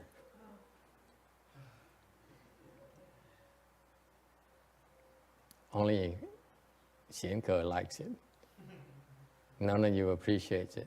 It's kind of racist. I know it's kind of inappropriate given what happened with our fearless leader recently. Charlottesville, South Carolina thing. Anyway, nên thầy nghĩ là tại vì ngài Thần Quang nghĩ là chắc là mình quỳ xuống mình ngoài nắng thì da mình nó ngâm, cuối cùng da mình nó ngâm đen giống như ông thầy mình. That's why Bodhidharma says, you are schemy, you schemy Chinese people. It's too racist. Okay, forget it. And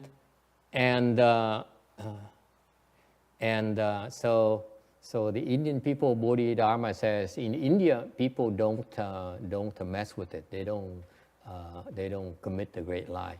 Ngài Bồ Đề Đạt Ma nói bên Ấn Độ, học trò của tôi đó, những người Ấn Độ thường thường ấy, người ta có cái căn cơ, ta không nói những cái đại vọng ngữ. Mình không giác ngộ mà nói mình giác ngộ là chết đó. If you are not enlightened and you claim to be enlightened or drop hints you're enlightened, you are in big trouble. You will fall. Chắc chắn quý vị sẽ đọa. Chắc chắn. No two ways about it. Even you're dropping hints you're enlightened. Quý vị nói xa nói gần tôi là người giác ngộ, quý vị chết ngắt. That's it. Okay, it's called a great lie. Cái đó gọi là đại vọng ngữ. Đại vọng ngữ. Okay, so he said, but you Chinese people, tầm 46, the Chinese tend to lie, and they claim they're sages when they really don't know. Họ nói cái thời đó có những người Tàu, những thầy Tàu đó nói là họ hiểu, mà thực sự họ không có hiểu. And therefore I give you this rope and bowl as proof for you. Thì bởi giờ ta mới truyền cái y bát lại cho con để làm bằng cớ.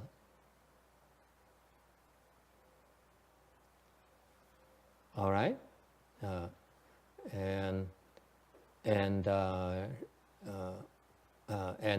so Bodhidharma later was poisoned 6 times. Sau này Bồ Đề Ma làm xong công việc rồi. After he's done his job, transmitting the mind seal dharma, sau khi ngài truyền cái tâm ấn rồi, he then was able to go speak dharma, and people tried to poison him 6 times.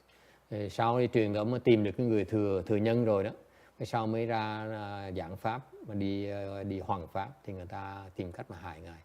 And perhaps maybe it's a case that the 2nd Patriarch, American Patriarch, is still hiding because he hasn't found the 3rd one yet.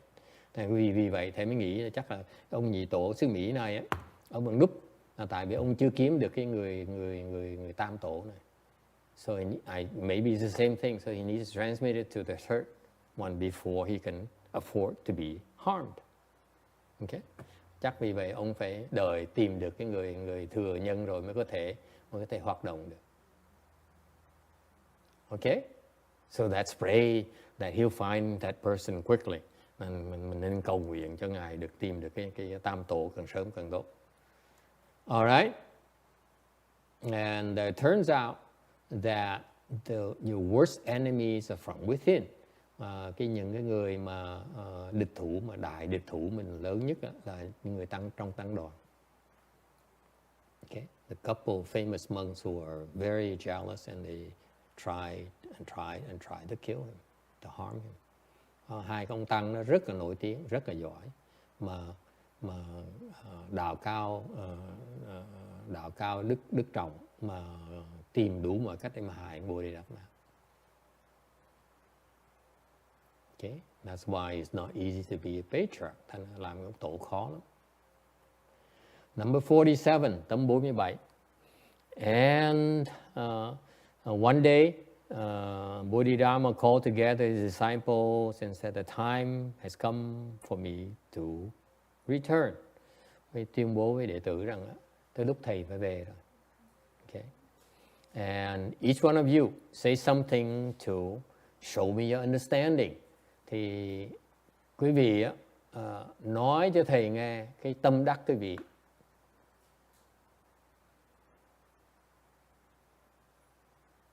All right?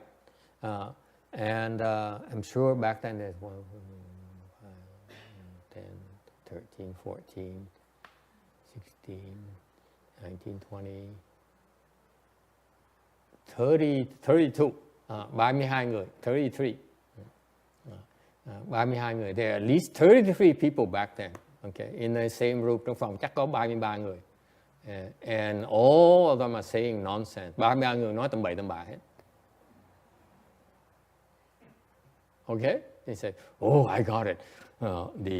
the Flower Dharma Sutra is the most profound principle. So I understand. But one nun, one disciple by the name of Tao Phu, người sư đệ tử tên là Đạo Phó. He says, as I see it, theo con thấy, the function of the way is not bound by words or speech, nor is it separate from words and speech. Nó là cái dùng của cái đạo đó, là nó không bị hạn chế bởi cái ngôn ngữ, mà những điều nó không có lìa ngôn ngữ.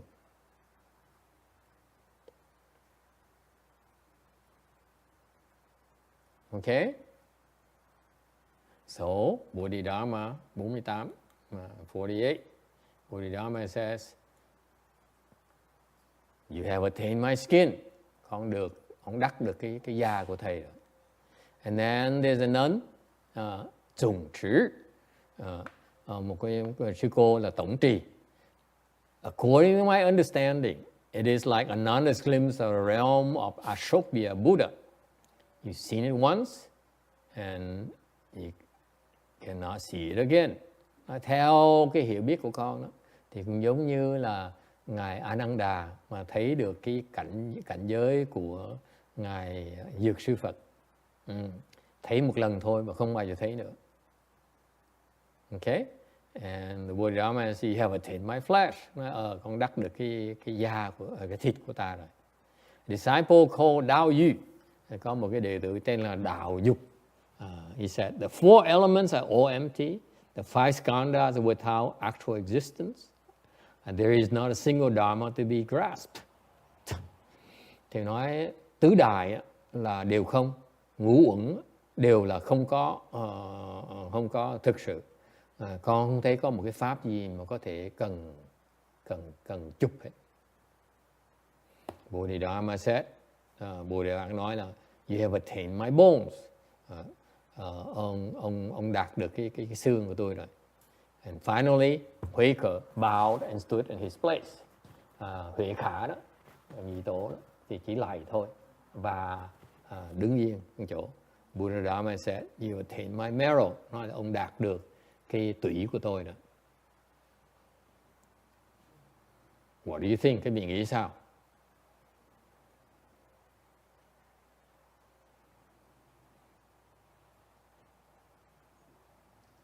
Yes. Any questions? Ai thắc mắc gì không? Would you like me to go through them the four again? One person says, the way is not bound by words, nor is it separate from words. Nói là một người nói là cái đạo nó không có lìa ngôn ngữ, mà cũng không phải là ngôn ngữ mà cũng không lìa ngôn ngữ. Okay, next one, người thứ nhì. It says that you see the realm of the Buddha and you cannot see it again. Con thấy người nói là tôi thấy được cái cảnh giới của Dược Sư Phật mà không thấy được, không bao giờ thấy được nữa. Người thứ ba nói là tứ đại là không và ngũ uẩn là không có một cái pháp gì mà chấp trước được hết. It says the four elements are empty, everything is empty, the five skandhas are non-existent, there's not a single dharma to be attained. Không có cái pháp này. And finally, Huệ Khả just bowed.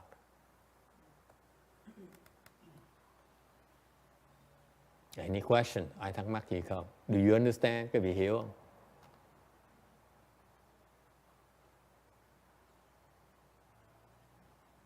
Yes.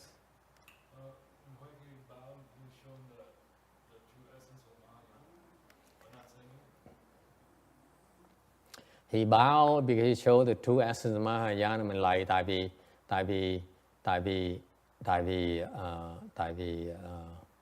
vì thấy được cái tiếng nó tùng á, kinh điển hả?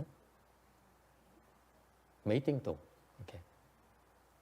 连我的我语听的也不懂。Never mind, I give up. Okay, let me explain to you my version. Would you like my version? See again, I'm not enlightened, so you cannot take me literally.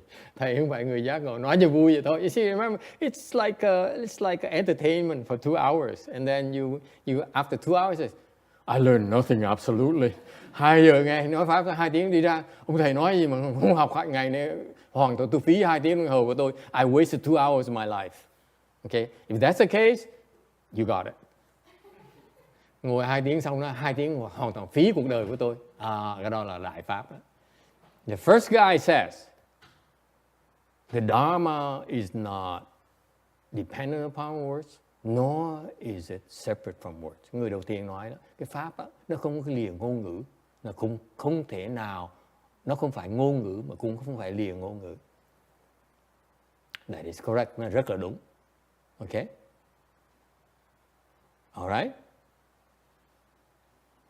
So that's why Bodhidharma says, you begin to understand. Bodhidharma nói, con được cái da. Skin is very shallow understanding. Cái da là cái mà ngoài nhất, thấp nhất. Okay? The lowest level understanding. Okay? Probably first ground Bodhisattva, chắc là mới sơ địa thôi. Okay? All right? So far so good. And the nun, tổng trì nói sao? She says, it's like another glimpse of the realm Akshobhya Buddha. Once you see, you don't see it again. Như Ngài Năng Đà thấy được cái cảnh giới của Phật sư Phật, thấy một lần không bao giờ thấy nữa. What does it mean?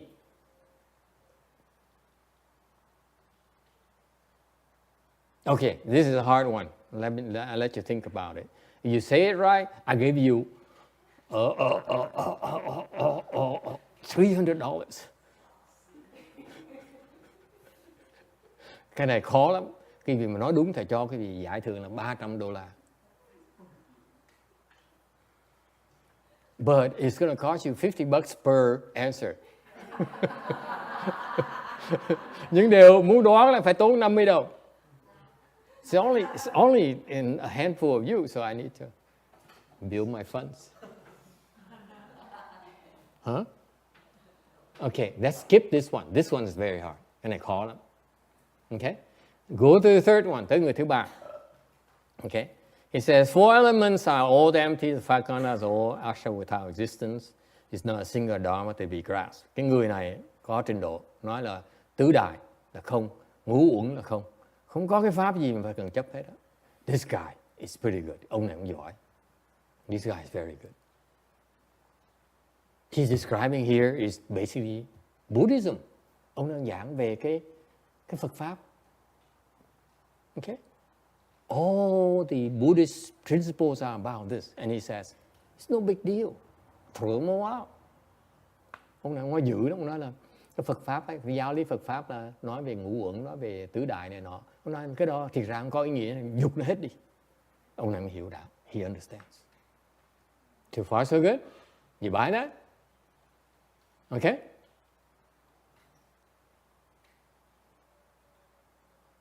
Okay. And now you have Huệ Cờ who bowed and said nothing. Người Huệ Khả thì không nói, chỉ im lặng thôi. Okay? So go back to the nun. Trở về lại cái cô tổng trì đó. Okay? What does she mean? Nghĩa là sao? Read it carefully. A lot of money involved. Cái vị đọc cho kỹ đi. Cái này $300 luôn đó em.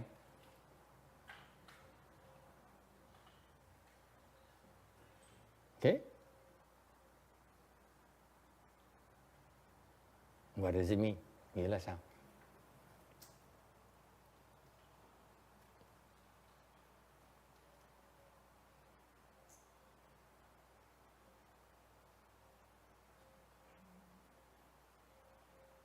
Give up? Chị thua chưa?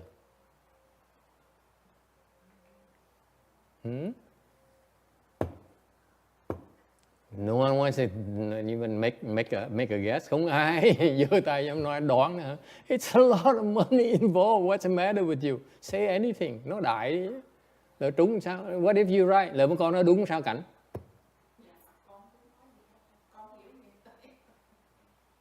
Thì nó đại thôi. Lỡ nó trúng sao? Lỡ nó trúng như khi đỡ khổ lắm á. If you guess right, just anything. I mean, that's a lot of money we're talking about. Giống như mua vé số số con, mình đâu có biết, mình mua đại thôi, lỡ nó trúng. So like super lotto, you just buy a ticket, you never know you're gonna win. Cái understand nó vô thường nhà nó không có đứng một chỗ, understand nó chưa phải là cái hiểu tới cái đáp đó. Trật lất. Yes sir. Just see it once you're free. Want you free? You see it and they want you free? You see it once, then you're free. You see it once you're free. Thấy được một lần xong là mình được cái tự do. Okay, trật. Anyone, come on. Quickly, time is running out. Hết thời giờ rồi. You don't want a time to run out because when it hits 2:30, there's no more guesses. Đúng 2 giờ rưỡi là không có quyền đoán nữa. Quickly, yes, Juan. Teacher is very rare. Very good. Wrong. The lady now wants 300 interest her. Yes. What's your guess? What? Temporary, impermanent. Very good. Very nice. Trật lất. Yes, sir. No, you see it, you retain it, and then you don't have to see it anymore. You see it anymore. Trật lất. Anyone? I know you cannot guess. Cái gì đoán trật hết à? Yes. Đoán đại đi. 300 đồng em. $300. It's a lot of money. Come on. Đừng làm sang. Hồng. No. Anyone? Thank God. You know, you live dangerously and you wonder why you're doing that. You know?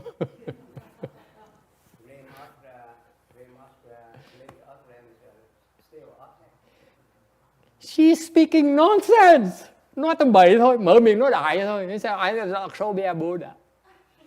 That's what she did. Mở miệng nói tầm bậy vậy thôi. Yes. It's total nonsense. Take a look. Quý vị đọc lại cái này coi. This is, nó hoàn toàn có ý nghĩa. It's absolutely nonsense. Hoàn toàn nó có ý nghĩa như thế đó. This section here. Okay? It's all nonsense. It's all nonsense. Okay? It's all nonsense. Because Bodhidharma also said nonsense as well. You speak nonsense, I give you nonsense. Thì câu hỏi là tại sao Ngài Bodhidharma trả lời nó là cô được cái thịt của tôi. Thì nó cũng nói chuyện tầm bậy luôn. How can you attain Bodhidharma's flesh? It's not possible. Isn't it beautiful? It's nonsense. How can you attain a skin or marrow then? And all that sort of See, text says, I don't agree. How is it possible? It's nonsense. See, I go to prove to you that the guy disagrees with me still. Thì đó là chứng minh quý vị thấy cái người này vẫn không đồng ý với thầy nhé thưa. Right? See? Either that or you're so a loser. You thought you gained your $300. And the skin is nonsense and the marrow is nonsense. It's all nonsense. The whole thing is nonsense. No. That's what's so beautiful about his answers. It's so clever. But the way he answered to the dùng chữ is something you never go to guess. Quý vị, cái này khi ngài Bồ Đề Đạt Ma trả lời cái sư cô tổng trì này, quý vị không thể nào đoán được. Why not?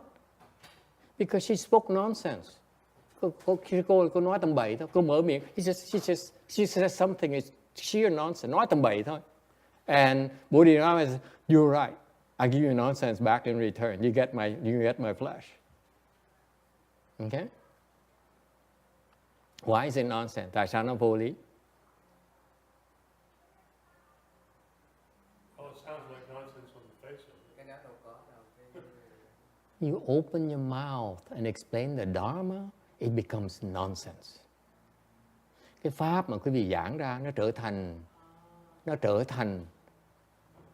trở thành vô ý nghĩa. Cái pháp mà quý vị phải giảng, phải nói là quý vị chết rồi. You try to explain the Dharma and you need to use words. You're done. There's no Dharma to be explained. Không có cái pháp gì mà giảng hết đó. That's why when she said something nonsense, that's exactly the Dharma. You believe that? John is now confused totally. No, I don't believe it. You know, see? Thầy nói cái vị đồng ý nó không, tôi không đồng ý với thầy. Exactly. Well, your explanation is totally inconsistent. That's right. Absolutely. You got it. That's why I can raise the stake to $300. It's not something you can comprehend.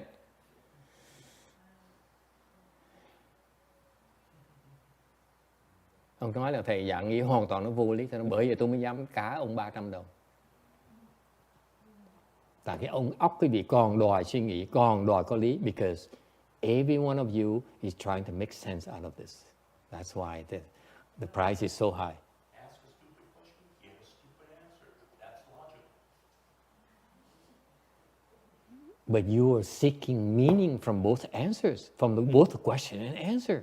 That's why you are wrong. No, it doesn't have to have an answer. Thầy chứng minh cho quý vị thấy cái người hỏi, đòi phải có hỏi, phải có ý nghĩa. Cái người trả lời phải có ý nghĩa. Là cái óc quý vị vẫn đòi ý nghĩa. You are still looking for meaning. This nun here is very, very clever. She says, she just spent, I give an example.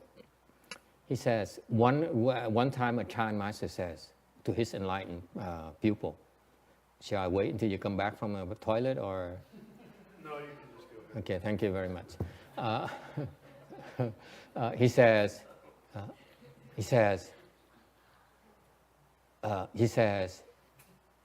you are enlightened. Okay?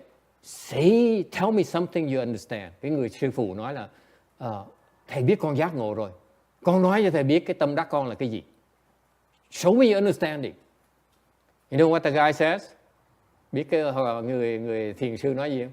He says, I finally realized, sao con mới thấy được? The nuns are female. Mấy sư cô là đàn bà. And the master says,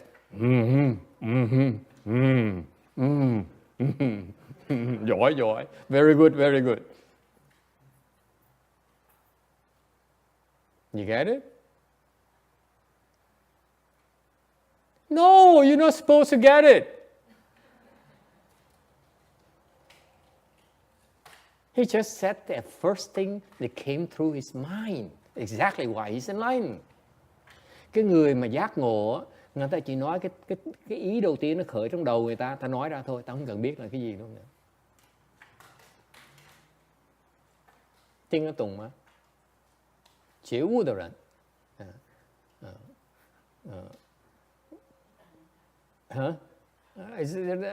太难给你解说，我没办法给你解说，对不起，真的很对不起你了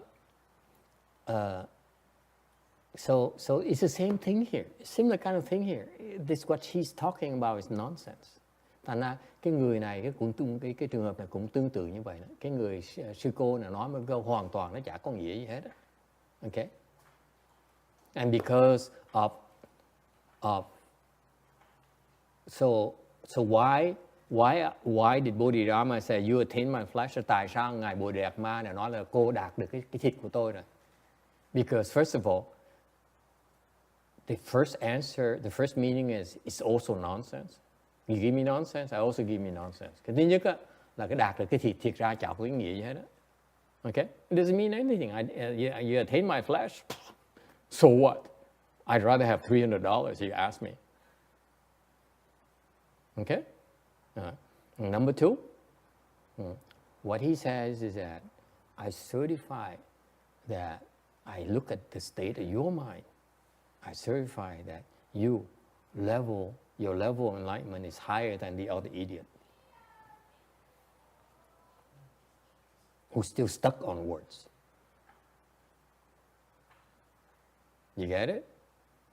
Nghe có hiểu không? Vài cái sư cô này nói ra bất cứ cái gì nó đại ra thôi. Thì cái ông Bồ Đề Đạt Ma này mới thấy được cái tâm cái người này, tâm người giác ngộ mà không còn chấp trước vào cái ngôn ngữ nữa. Như cái người kia, cái ông mà đạo gì đó, cái đạo phó đó, ông còn nghĩ cái ngôn ngữ, ông nói là cái Phật pháp có dính líu tới ngôn ngữ mà không, nó vẫn dựa trên ngôn ngữ mà cũng là không dựa trên ngôn ngữ, ông vẫn kẹt vào cái danh từ như thường, ngôn ngữ như thường. Thành ra trình độ người này còn thấp. Nói cô này tôi không cần biết ngôn ngữ, tôi nói đại thôi. Ok, thì như vậy cái người này trình độ nó cao hơn cái người kia một tí. You see the difference? The first guy says the way is not dependent on words, nor is it separate from words. The guy is still stuck on words, clearly, right? This nun here says, I don't care. Basically, it's nonsense. So she's not attached to words. Thành cái người thứ nhì, cái sư cô tổng trì mới nói một cái câu vô duyên lãng xẹt đó, chứng minh cho cái ông Bồ Đề Đạt Ma thấy rằng cái người này không kẹt vào ngôn ngữ như cái người kia. Thành cái này trình độ nó cao hơn một tí. That's all you need to understand. So her level is higher than the other guy. So he says, go a little bit deeper. My flesh. That's all it means. Agree, disagree. Ai đồng ý là không? Raise your hand those who agree. Ai đồng ý giơ tay lên coi. One. Show your hands. Giơ tay coi. 1, 2, 3, 4, 5, 6, 7, 8, 9. What are you doing? I wasted my 2 hours speaking to you. Phí 2 thì giờ nói pháp cho quý vị nghe. You still agree with me. Vẫn đồng ý với thầy như thường. God! When you ever learn? Chừng nào quý vị mới học được đây? Don't worry, Texas coming back.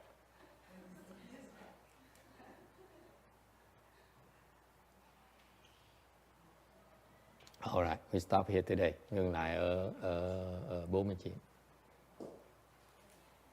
Okay? Next time we do 50. Lần sau mình làm tấm 50. Thank you everyone. Let's do rebirth transference. Mời quý vị hồi hướng vãng sanh.